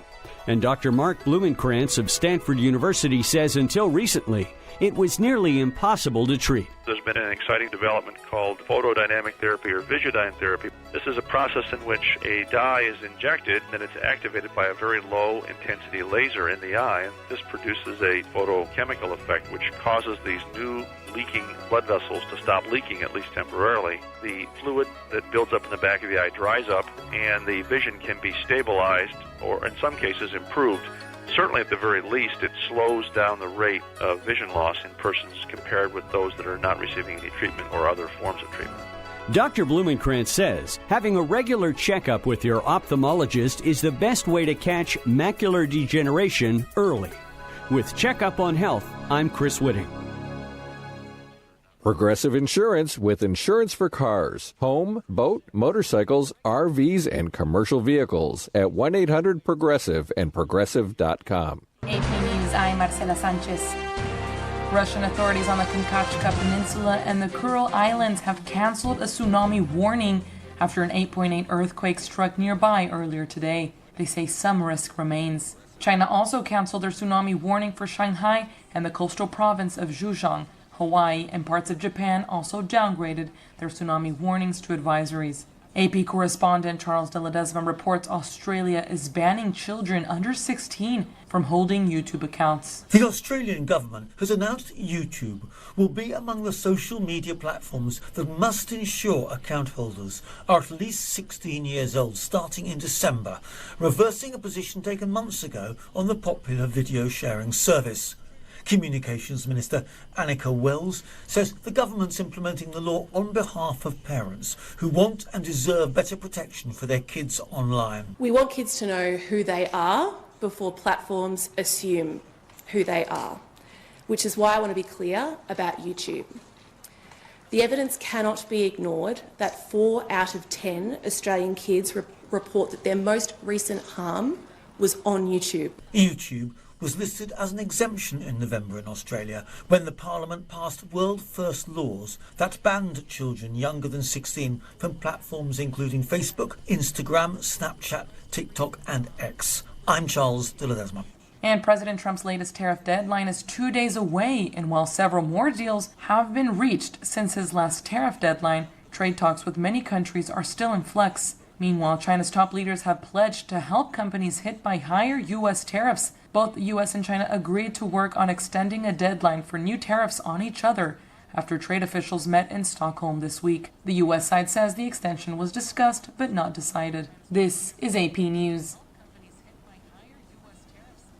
With the stroke of a pen, President Trump has unleashed a new era of uncertainty for safety net programs, adding concerns for local governments about their communities and fiscal health. The president's big, beautiful bill includes $4.5 trillion in tax breaks. It also makes $1 trillion in cuts to safety net programs like Medicaid and food assistance. The savings are expected to come from added work requirements and by shifting some costs onto the states. Republicans say reforms are needed to right-size bloated federal programs. House Speaker Mike Johnson. The largest reduction in spending in the history of any government on planet Earth. The Congressional Budget Office estimates the cuts will leave some 10 million more people without health insurance and some 3 million fewer people participating in the nutritional SNAP program. Local governments are scrambling to respond. There was an enormous shift in cost and responsibility in this bill. Mark Ritaco is the Chief Government Affairs Officer for the National Association of Counties. I'm Marcela Sanchez, AP News. This is 820 AM, WCPT Willow Springs, and streaming worldwide at WCPT820.com. We are Chicago's progressive talk, where facts matter. Now, your WCPT 820 weather update. From the Weatherology Weather Center, I'm meteorologist Jennifer Wojcicki. See a few scattered showers and thunderstorms here for today with cloudy skies and temperatures holding rather steady. Winds out of the northeast around 5 to 10 miles per hour, gusting as high as 20. Then for tonight, a chance for showers and storms, cloudy, a low near 65. By Thursday, another chance for rain showers and storms, cloudy, high of 74. Friday, sunny, high of 76. That's your latest Chicago weather update. Currently, it's 81. Back to school is on the brain. That means new notebooks, pencils, new everything. And while the kids are getting ready to get book smart, it's time for you to save smart with Straight Talk Wireless. Switch now and get a free Moto G 2025 with 5G when you activate select plans. Now that's a smart call. Get Straight Talk covered by Verizon's 5G network. Available at straighttalk.com and Walmart. Offer valid through 10/19/25. Taxes and fees apply. Purchase of gold unlimited plan or higher required for offer. Must activate the plan in-store at Walmart. Cannot be combined with other offers. Hey Google, play WCPT. Streaming Chicago's progressive talk from TuneIn. Welcome back to Choose Views with Richard Chu on WCPT 820 AM, where facts matter.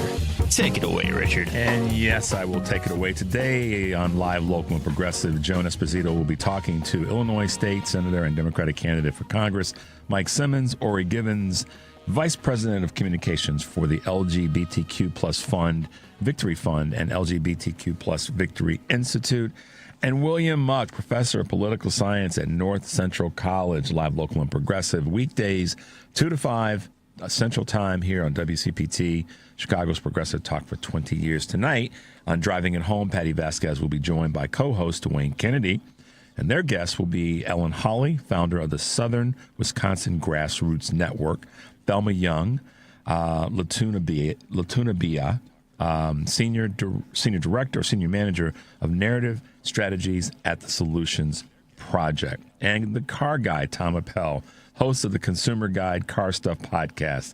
That's Driving It Home with Patty Vasquez, weekdays 5 to 7 p.m. here on WCPT, Heartland Signal website, TuneIn, YouTube, and Facebook. Tomorrow, I'll be talking with Rachel Bidikofer, national political analyst and editor of The Cycle on Substack, Dan Summons, the managing director of Blessings in a Backpack, and Dr. Annie Andrews, pediatrician and public health expert and candidate for U.S. Senate in South Carolina. She's seeking to unseat who? I almost said something I shouldn't say. Lindsey Graham. I was going to say something sarcastic, and I'll leave that out of my dialogue for today. But there you go. Looking forward to having those folks on with us tomorrow and making it through the rest of the week. Check out, of course, the Choose Views featured interviews in full episodes and podcasts on Spotify, Apple Podcasts, TuneIn, iHeart, YouTube, and Amazon Music. Search for Choose Views or get the links on my show page by visiting theheartlandsignal.com and then clicking on my picture. Just click right on my ear, my left ear. There you go. You catch some of the latest interviews and segments that we've had here on Choose Views. Candidate interviews are also a big deal. 2026 midterms may be 15 months away, but we have begun interviewing candidates and posting the audio on our website. So make your way over to heartlandsignal.com/candidates to hear and share the latest interviews. There you go.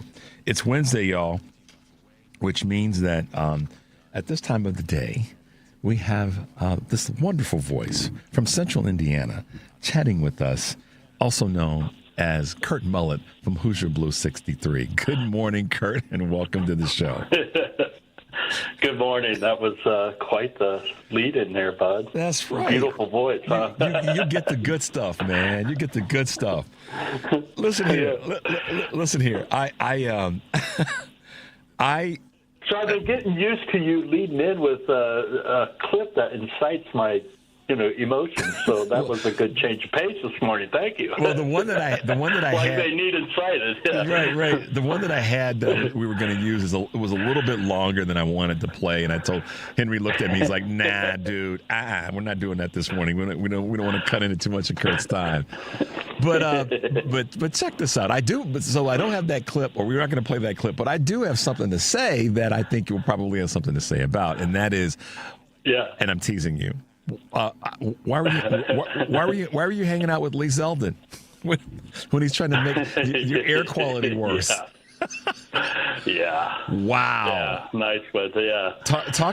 Let's talk about that for a moment. Well, that little there's a little clip that I have made a short reel about yesterday with their visit to Indiana, Lee Zeldin, and announcing the changes that they're going to make, and our our esteemed AG, Todd Rokita, and that's spelled Toddrokkita, just so everybody knows how to spell his name. That's who Todd Rokita is, our AG. And Todd basically said, don't listen to the haters. The sky will not fall. We have the cleanest air, the cleanest waters. And the truth of the matter is, Indiana ranks 50th in overall pollution. Now, that's a combination of water pollution and air pollution. We're 50th, okay? We have the 44th highest rate in lung cancer cases, which is, I know smoking is involved in that, but, just let's put that out there. We are one of the least greenest states, ranking 42nd, I believe, in eco-friendliness and 41st in climate change contributions. And we have been ranked as one of the worst, if not the worst, state with polluted rivers and streams from data that's been collected for over 50 years since the Clean Water Act was established. So when dudes like Todd Rokkita Rokita stand there and say things like this, he is flat out lying. And it is absolutely mind-boggling to me that how people like this get voted. I mean, help me, Richard. How does this happen? And people sit there and believe this crap and not do. Are they in denial? Do they just not? Are they too lazy to do any research themselves, or do they just simply don't care and it's whatever the politicians on the Republican side say they're going to go with? It's all the above. The scale moves, if you will, or the measuring mechanism moves depending on a couple things: the demographic of the people, where they live, what access to information they have, and what that information is.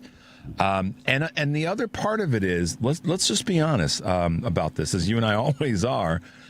Some of it is just a belief by years and years of indoctrination that God's planet is meant to be this way. If it's beautiful and wonderful or aspiring to be a better, safer, healthier planet, that's what we all want. But there are people who, like, here's a good example. Just check this out. I didn't have the clip ready, but I can talk about it. Marjorie Greene posted this week that the United States, that America was not in the book of Revelations. Yeah, I saw that with Tucker Carlson. She did a podcast with him. So this is sort of a weird long way around, but I'm going to get us home, and that's this. When you got politicians spewing that kind of insanity, that's tying the United States of America to Revelations in a conversation. You've got a bunch of people, millions of people that are disconnected from reality. That's part of the problem. We've got people out there, politically elected officials, I'm not going to call them leaders, saying that the United States has basically been etched out. And first of all, why we're even talking about the book of Revelations in relationship to the United States. But to say that, so that means that God said, we aren't going to do anything to affect the United States of America. We're only going to affect every place else on the planet. But so when you ask that question, Kurt, I tie it to a lot of things. But one of them is we've got a country full of a lot of people, or half of a country, that are believers that this sort of, doomsday fate. And the contradiction is you've got people like Zeldin saying, the sky's not going to fall. But then you've got, these other people that are using the mechanism, the Bible, to say that the United States is being, selected out. It's just craziness. And I don't have a conclusive answer other than to say it's all of the things that you just listed. And what's scary about it is those same people that keep voting those same people back into office, they think that they're not going to be impacted by this, when in fact the state of Indiana, by comparison to the state of Illinois, has a far worse performance numbers, database numbers than Illinois does, or many other states that are blue states. So we are world parts. So let's not forget that Marjorie Taylor Greene made the comment one time that they didn't pay taxes during the Ice Age. So that's where that comes from, okay? So this is who we're talking about here. That just goes to show how old she is. Sorry. Yeah. And the difference between Indiana and Illinois is astounding. I mean, I shared that with you when I came up to the 20-year anniversary with you guys. It's just unbelieving. And the thing I want to point out, and I've talked about this before, and I appreciate you giving us the time to be able to talk about Indiana, because a lot of people just are unaware how horrible of a state Indiana has become, and the leadership that we have in this state, okay? Let's not remember that RFK chose Indiana to launch his Make America Healthy campaign. Yep. Now Lee Zeldin has come to Indiana to start his deregulation of EPA guidelines. Yeah. Why is that? Why are these MAGA administrators and agency heads choosing Indiana to launch their programs, campaigns, or whatever you want to call them? Yeah. Why is that? Because Indiana, like I have said, is the testing ground and the proving ground for Project 2025. They know in D.C. that they have the people in place in Indiana that are going to do from top to bottom exactly what they want them to do. And this is the place where they are going to get their most support from the decisions and the policies that they want to implement. This is why they come here. This is Gilly, Indiana. And people don't understand. Gilead is from the Handmaid's Tale, and Indiana, Gilly, Indiana. That's where I come up with that. This is why these people come here. These regulations are being stripped away because they cost big corporations and big oil money. It's an unwanted expense to control pollution or to implement pollution devices, okay, or anti-pollution devices. And politicians like Todd Rokita and Mike Braun are in the forefront when it comes to denial of global warming. And I love that you get that and you understand that. People don't know who this Todd Rokita is, man. People need to do a little bit of research. You want to be shocked and awed about somebody who is just off the rails? I got three people for you: Mike Braun, Todd Rokita, and Micah Beckwith. I mean, I'll put those three up against any other three across the United States and the 50 states to come up with three worst individuals. I mean, Texas is really close, okay? I mean, really close. But we are right there when it comes to our top three people in power in our state. So it's just mind-boggling. Sorry, I didn't mean to go on a tangent there. No, but you kind of have to, Kurt, because a lot of people are unaware of the deficiencies. I'm going to say it that way to be as respectful as I can. They are unaware of the inefficiencies of Indiana. And so many other states, let's be honest, Indiana's not the only one. It just happens to be very, very low in some of the things that you just highlighted. But yeah, I mean, it's man, oh man. And it's a testing ground because of one thing that I think is critically important to this, and that is that they know that many of the folks that are voters in Indiana they don't pay attention to anything other than what fits their narrative about these policies and these conversations. At least that's my opinion. Right. So I could be wrong there. Yeah. But well, Indiana is a state that has become heavily populated with Christian nationalism, and churches and religion are a huge part of our makeup here in Indiana, and I always will believe that one of the main driving forces behind the people in the Republican Party in Indiana and why they vote Republican is because of abortion. I'll stand on that, and because when I talk to people, so many of them are one-issue voters. I mean, they still call us baby killers here in Indiana, us Democrats. I mean, This is where their mindset is. It's all about abortion and killing babies, which is just absolutely mind-boggling. And that's why we have laws now where we're forcing 13-year-olds to give birth, because that's much better. That's why we're stripping away SNAP funds. That's why we're taking away health care. That's why we have one of the worst educational systems in our state. That's why we lead the country or at the top of the country in maternal mortality rate and infant mortality rate. Because, we care about the kids. It's all about, the children. Man, you're taking us to church this morning, Kurt Mullett. I swear to goodness, you're taking us to church. It's crazy. It's crazy, Richard. I don't get it. I just leaned forward in the poll in one of the pews, man. But nothing that you're saying is being exaggerated. It's database or common. I don't say common knowledge, but it's visibly aware. To your point earlier, if people just do some research and dig in and say, "Oh my gosh, I did not realize it was that bad," and yes, it is. It's not common knowledge. It's my life. It's not common knowledge to everybody else, but it's my life. It's where I live. What I live through on a daily basis. Yeah. I mean, this is where I live. Well, let's talk a little bit about a neighboring state that's not Illinois, but is to the north of you, and more specifically, because I talked about this yesterday in my in some of my current events and Choose Views. But you reposted a really good article that was written by a woman from the Detroit Free Press about the auto supplier Detroit Axle cutting 102 jobs in their in that particular plant, and how it's direct. They don't skip a beat in saying that it's directly tied to the Trump tariffs.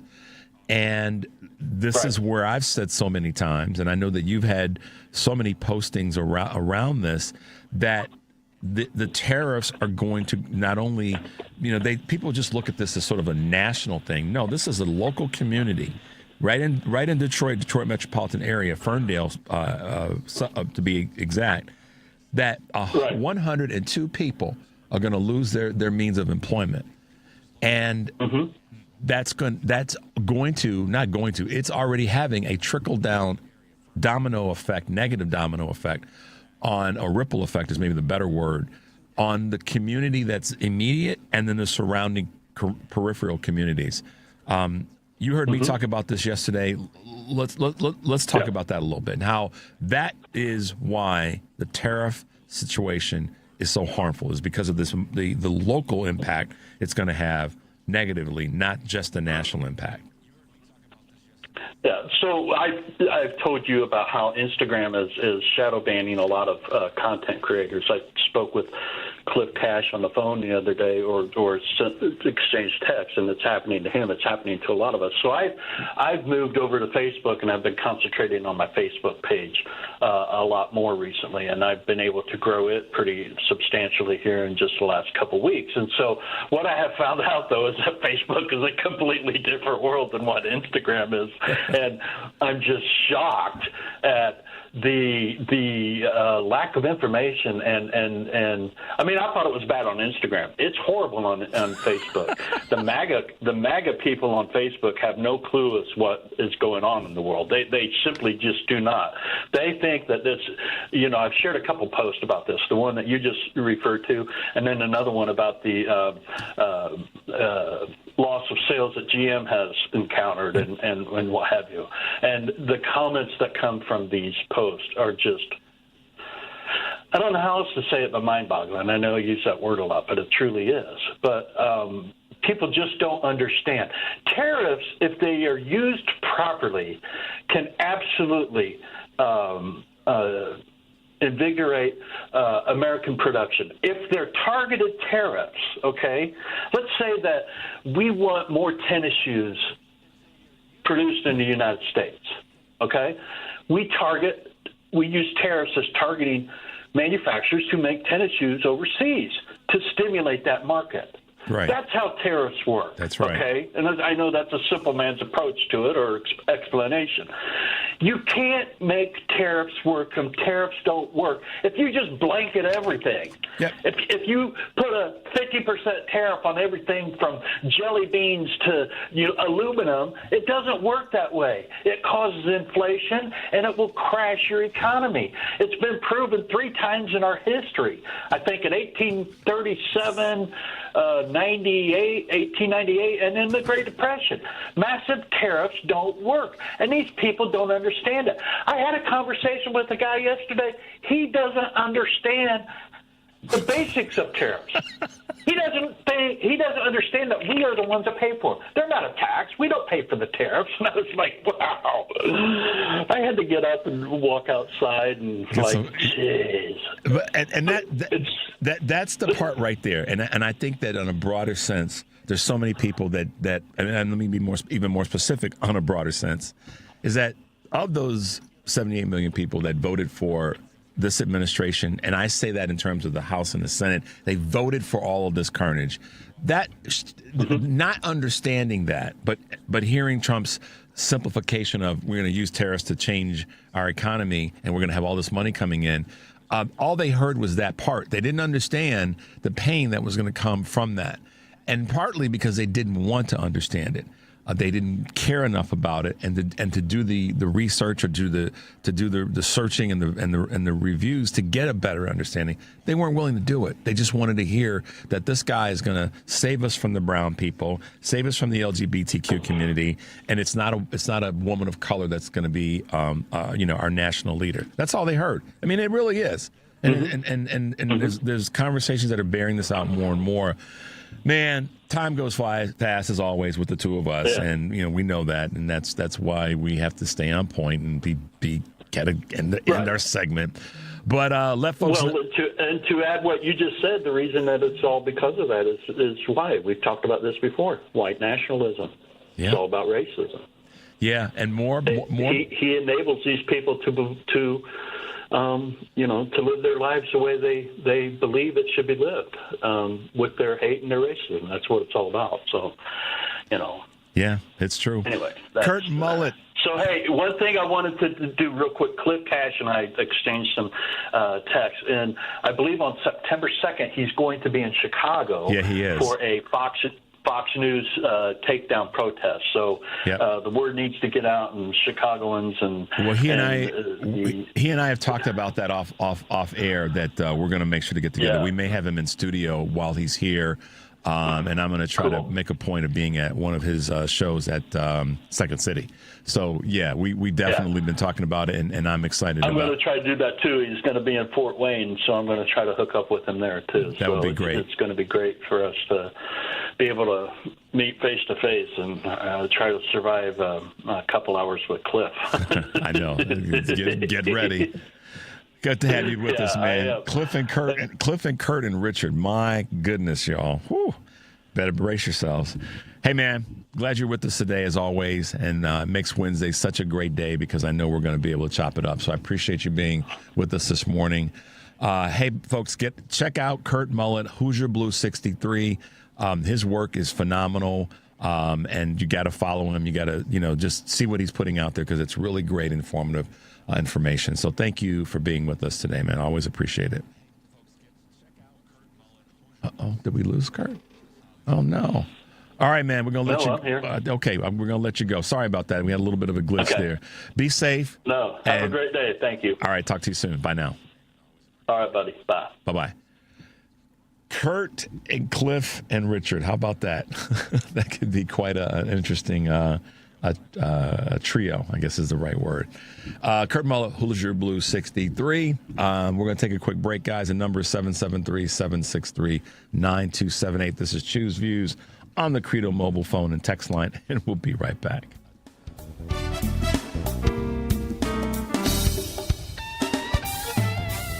Still struggling with gas, bloat, constipation, nausea, or diarrhea? Have you tried eliminating foods but felt no change? It's time to call the tummy whisperer, Renee Barish, at Digestive Health Solutions. Renee uses targeted testing to reveal exactly what's happening in your gut. Gut bacteria plays a key role in all your body functions, from cardiovascular regulation to brain function. When the gut is imbalanced, you may experience symptoms that extend beyond the gut, such as anxiety, skin issues, poor sleep, or increased risk for disease. Digestive Health Solution uses advanced testing to identify harmful microbes and evaluate the overall balance of the gut ecosystem. Get insights into your health, digestion, and how your microbiome affects all aspects of your body. Stop suffering. Call Renee now at 847-207-2034 or visit thetummywhisperer.com. That number is 847-207-2034. Let's get you feeling better. The Tummy Whisperer. DQ presents how to make a blizzard treat even sweeter. Just get a blizzard treat on Miracle Treat Day, July 31st, and help support kids like me, Ari. On Miracle Treat Day, $1 or more of each blizzard treat sold at participating locations benefits your local children's hospital. So treat yourself in the most meaningful way and support local kids like me on Miracle Treat Day at DQ, Thursday, July 31st. DQ, happy tastes good. With Progressive's Name Your Price tool, you get coverage options based on how much you want to pay for car insurance. And then you decide how to spend the rest of your money, because you're in charge. Today, you're going to pay down your credit card bill. But you decide when you'll pay it. Before the due date, so those interest charges don't get you. But you decide if you pay it in full. But you definitely should, because again, interest charges. With Progressive's Name Your Price tool, we'll help you find coverage at a fair price. And then you're in charge. Progressive Casualty Insurance Company and affiliates. Not available in all states. Price and coverage match limited by state law. You're listening to WCPT 820. Here's the latest Chicago weather update. From the Weatherology Weather Center, I'm meteorologist Jennifer Wojcicki. We'll see a few scattered showers and thunderstorms here for today with cloudy skies and temperatures holding rather steady. Winds out of the northeast around 5 to 10 miles per hour, gusting as high as 20. Then for tonight, a chance for showers and storms, cloudy, a low near 65. By Thursday, another chance for rain showers and storms, cloudy, high of 74. Friday, sunny, high of 76. That's your latest Chicago weather update. Currently, it's 81. WCPT 820, Chicago's progressive talk, where facts matter. It's Chew's View with Richard Chew on WCPT 820, where facts matter. Hey guys, welcome back to the show, and thanks to our good friend Kurt Mullett from Hoosier Blue 63. And looking forward to hanging out with him if he makes it up. I might make my way down to Fort Wayne. I've been there before. It's a cool little.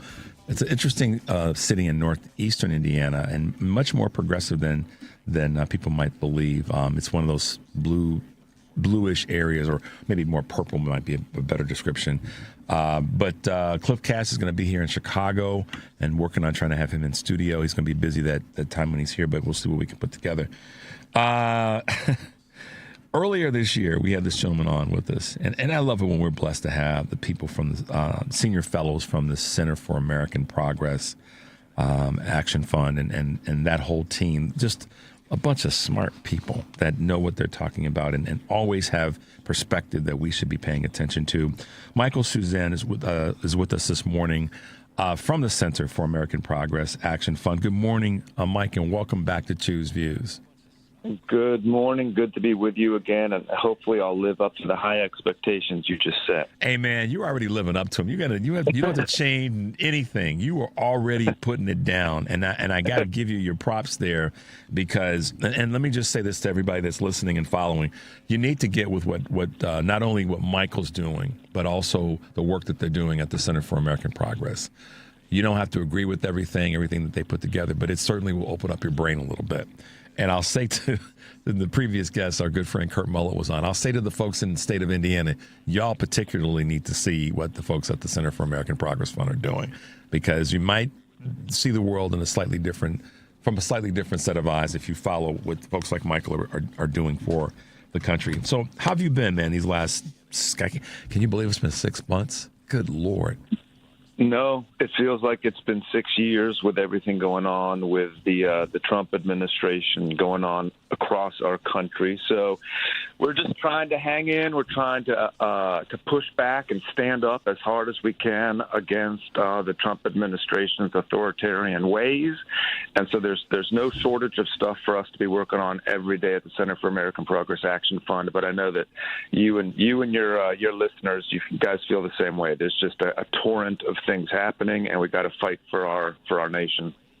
And we are, and we're doing it, I think, in ways that are sometimes maybe quieter than the more highly publicized ways. And I'm a big believer. Listen, I've said this dozens of times, and I know I'm going to say it a lot in the months and years to come. We elect people to office to, as I say, we give them our proxy card to say, now you go do this for us. But we also have a responsibility of holding them accountable when they don't, or when they don't do it in a way that we think is right or prudent or forward moving. But at the same time, Michael, and this is where I'd like to get your take on this, I think it's important that we as individuals, and a guest that we had on earlier in the show, Abe Scarr, who's with Illinois PIRG, which deals with the environment. It deals with groups that overreach as it relates to energy and such. But here's my thinking on this, and I want to ask this question of you: how people have to be more involved. I mean, and I guess I'm trying not to say this in a way that sounds accusatory, but I think we have a stake. I know we have a stake as individuals to better leverage that proxy card that we give to our elected officials, and have more of a responsibility to get involved with organizations like yours, so that people can see that, yes, things are getting done at a slow, way molasses too slow rate, but at least to have a place to rest your hat, to say, I'm doing something as an American citizen to try to keep us from tipping over in the other direction.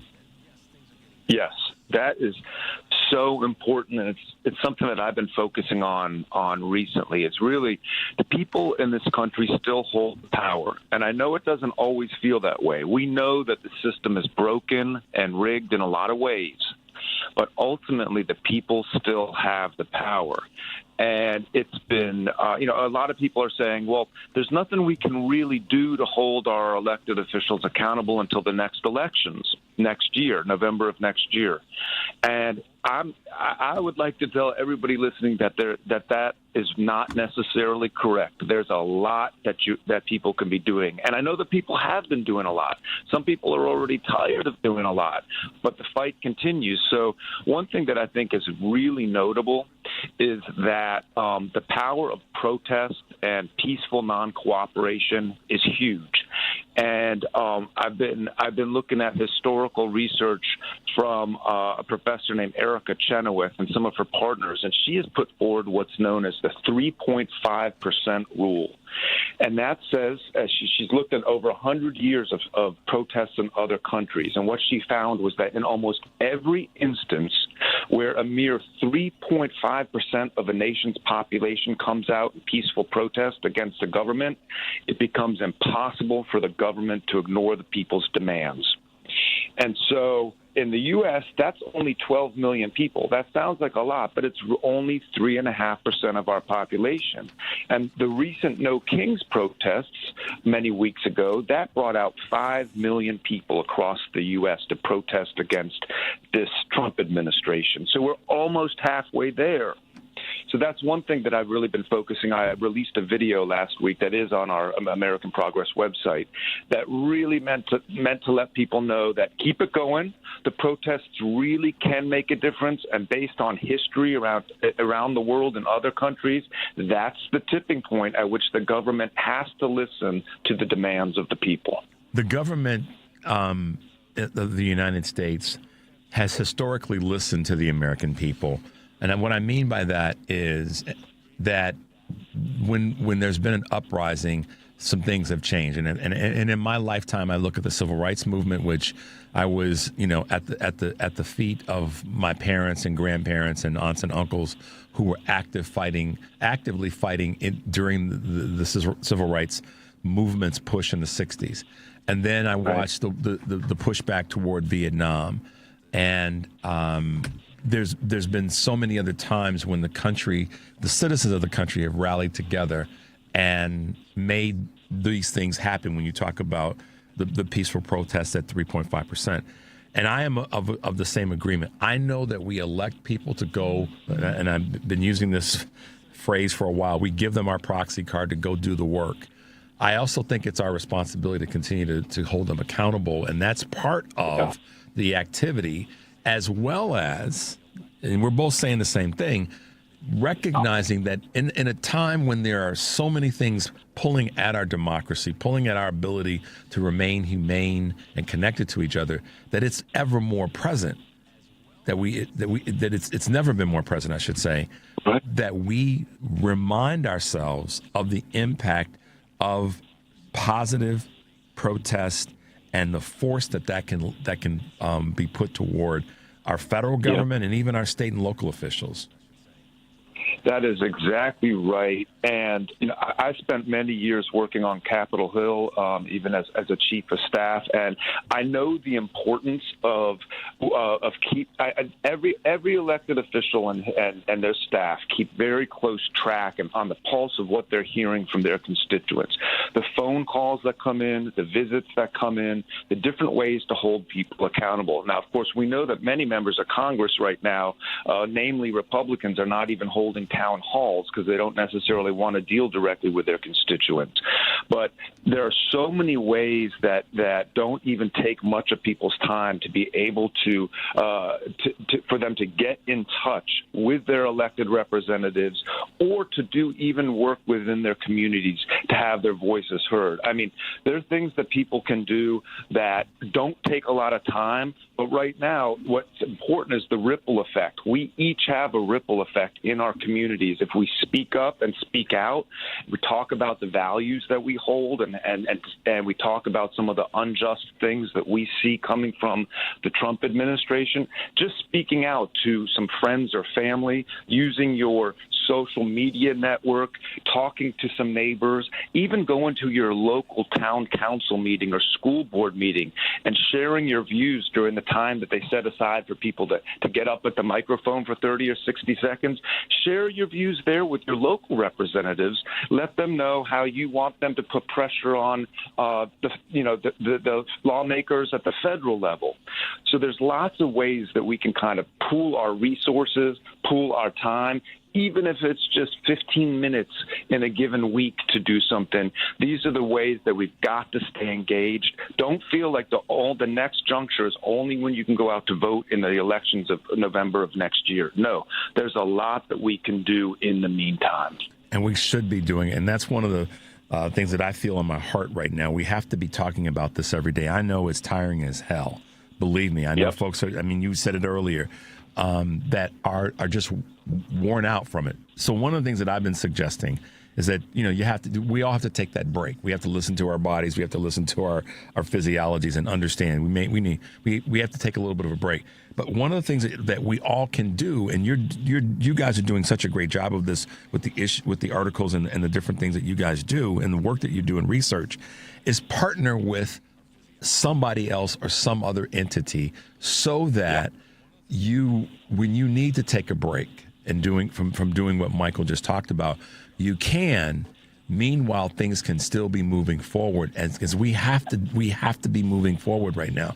We have to be talking about this, and I know that it gets tiring for people to hear this, but it also is required of us if we're going to maintain what we have. And I don't think that. I just know that that's how we have to go forward, and it's a wash, rinse, and repeat in terms of the conversation, but it's one that we have to have right now. Yeah, and you're right. It can get exhausting. So many people are tired. It can get demoralizing to see the sort of things that the government is doing in our name with our taxpayer money. But like you said, if people want to get involved, they can pick one issue. You don't have to work on every issue under the sun. If there's a specific issue in your area that really animates you, like clean air and clean water, or making sure that people have food in your local area, focus on that issue. That's great. There's other groups and other people that are plugged into a lot of the other issues. Somebody will be taking care of it most likely on another issue. But if you have something that you're passionate about, then get involved with that. even if it's only a few minutes a week, even if it's only spreading the gospel about that issue to other people, even if it's only donating perhaps to a nonprofit organization that works on that issue that's so important to you. You know, there are ways to plug in that will still not make you even more exhausted. In fact, it might even energize you. That's exactly right. That's the part right there. And I've been really, talking about that a lot in the last weeks and months. It may actually energize you rather than take from you, and that will, then you can pass that energizing on to somebody else. I know, and some people may say, "God, Chew, you're sounding so, overly optimistic and all that." But I'm not gonna look in the other direction and be negative about what so many of our families have fought for, good, bad, and indifferent in this country. Michael, let's talk a little bit, and we're talking with senior fellow at the Center for American Progress Action Fund, Michael Sozan. I want to ask you a question about your observations about this Texas redistricting, and then in a broader sense, this conversation that's out there about Democratic governors pushing back with the same type of energy. In other words, fighting fire with fire and potentially doing the similar thing in that blue state that they govern. Right. So Texas first, and then the broader issue of what other blue governors might do.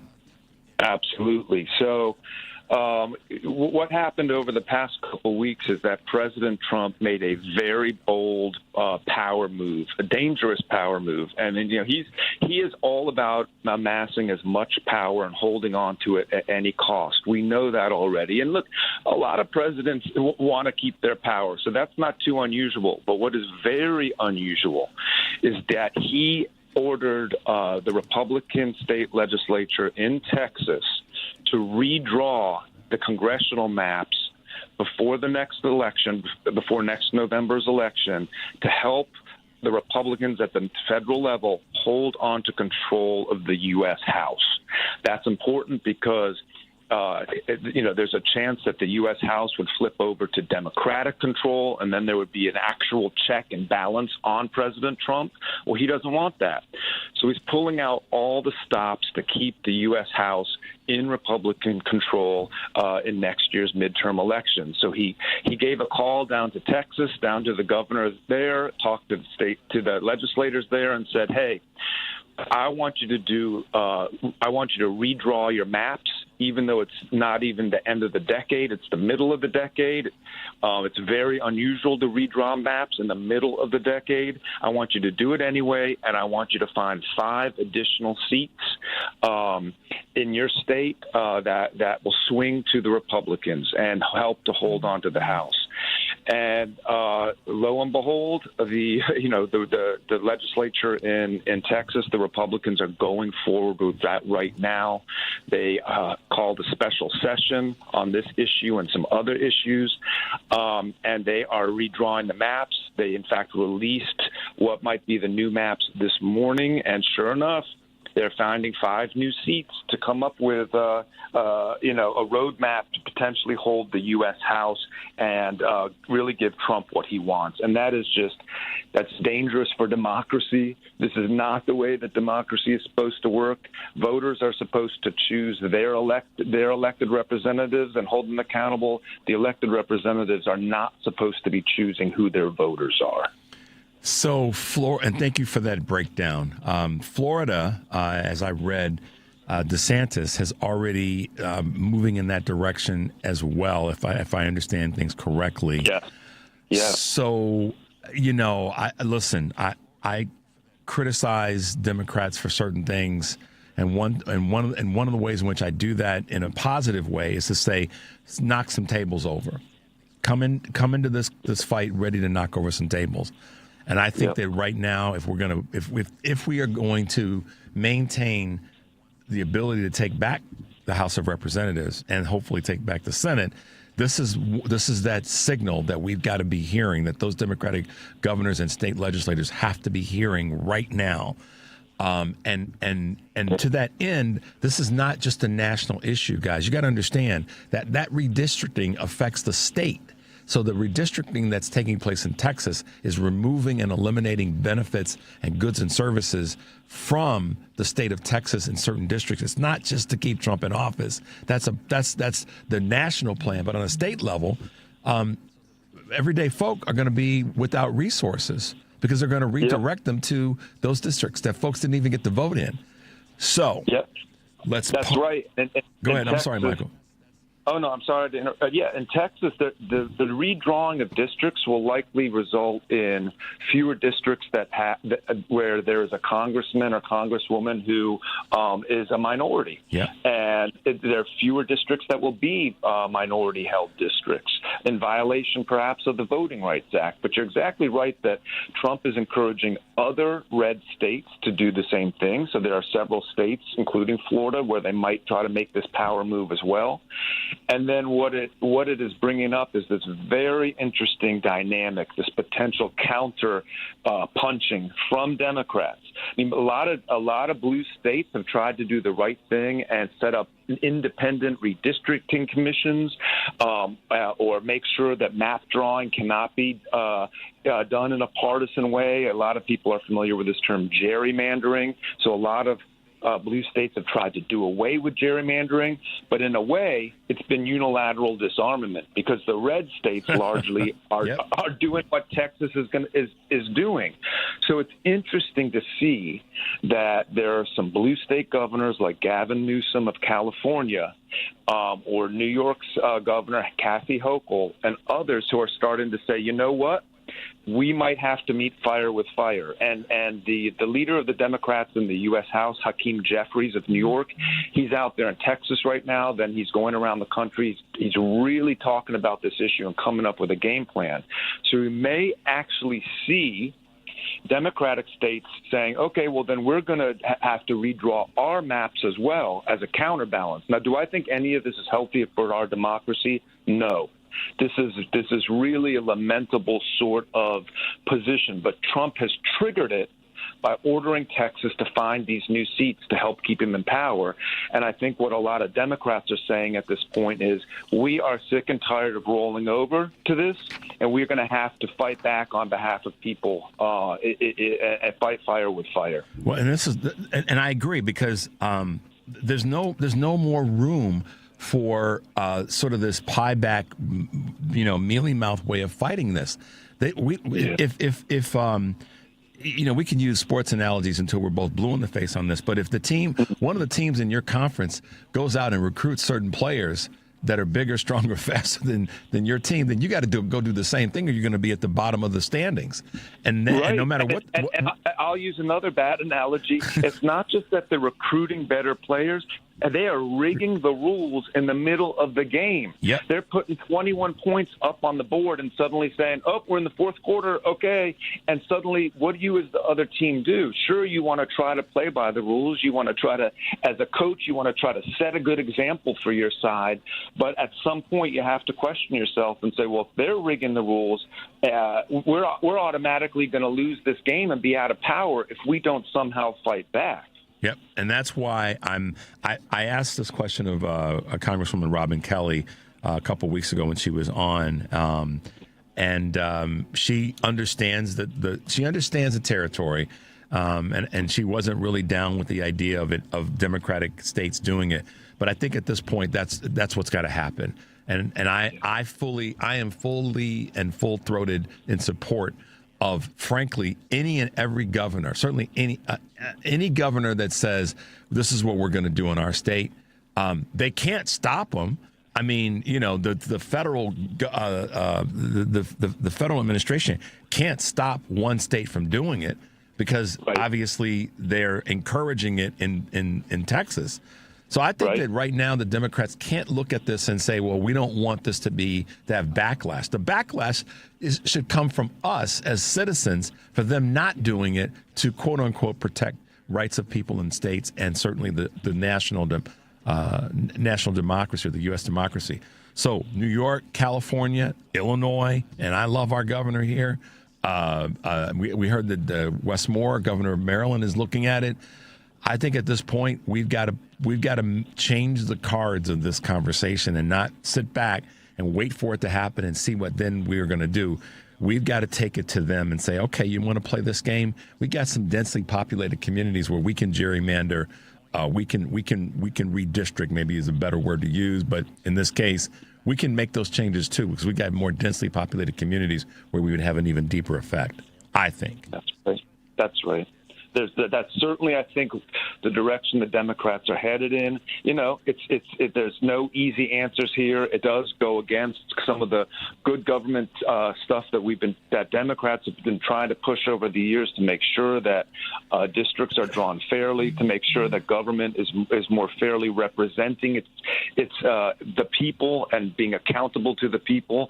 So it's like I said, it's a lamentable sort of position that Democrats are finding themselves pushed into.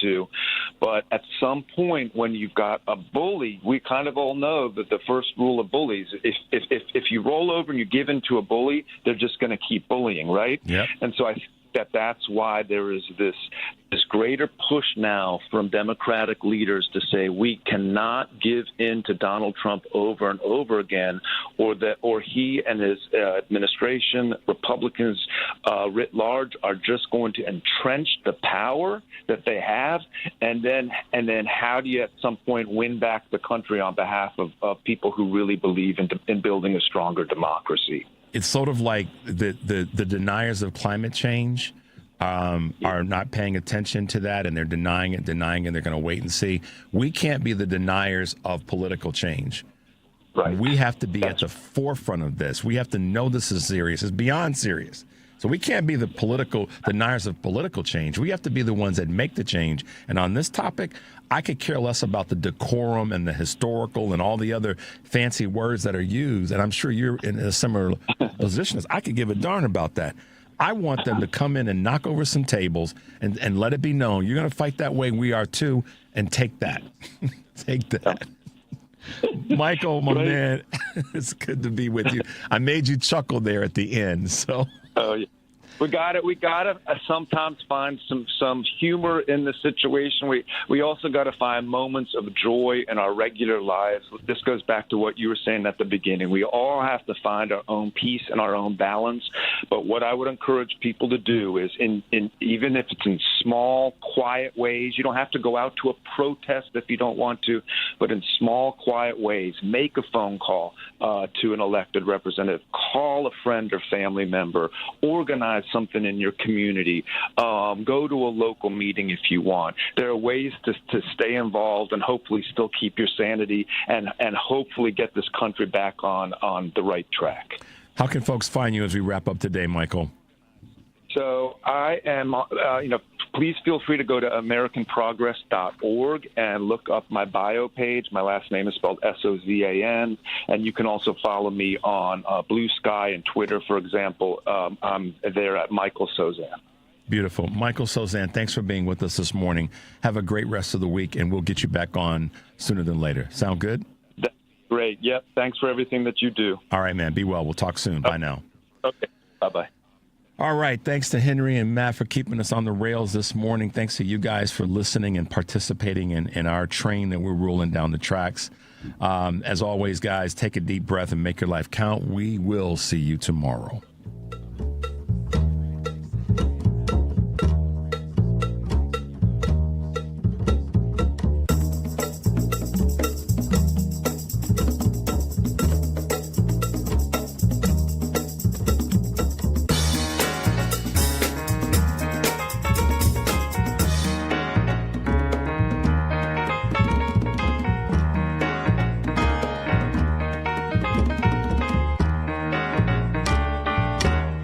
With MedGuard Alert, you're never alone. You can connect with medical professionals anywhere, anytime. And now MedGuard is introducing our exclusive new Care Watch. If you need help quickly, use it from anywhere to contact medical professionals. No cell phone required. The Care Watch is not only a life-saving medical alert device, it's a revolutionary health monitoring system that checks your blood pressure, heart rate, oxygen saturation, and much more. And here's the best part. If you have Medicaid, you may qualify to get your Care Watch for free. The Care Watch is only available through MedGuard Alert.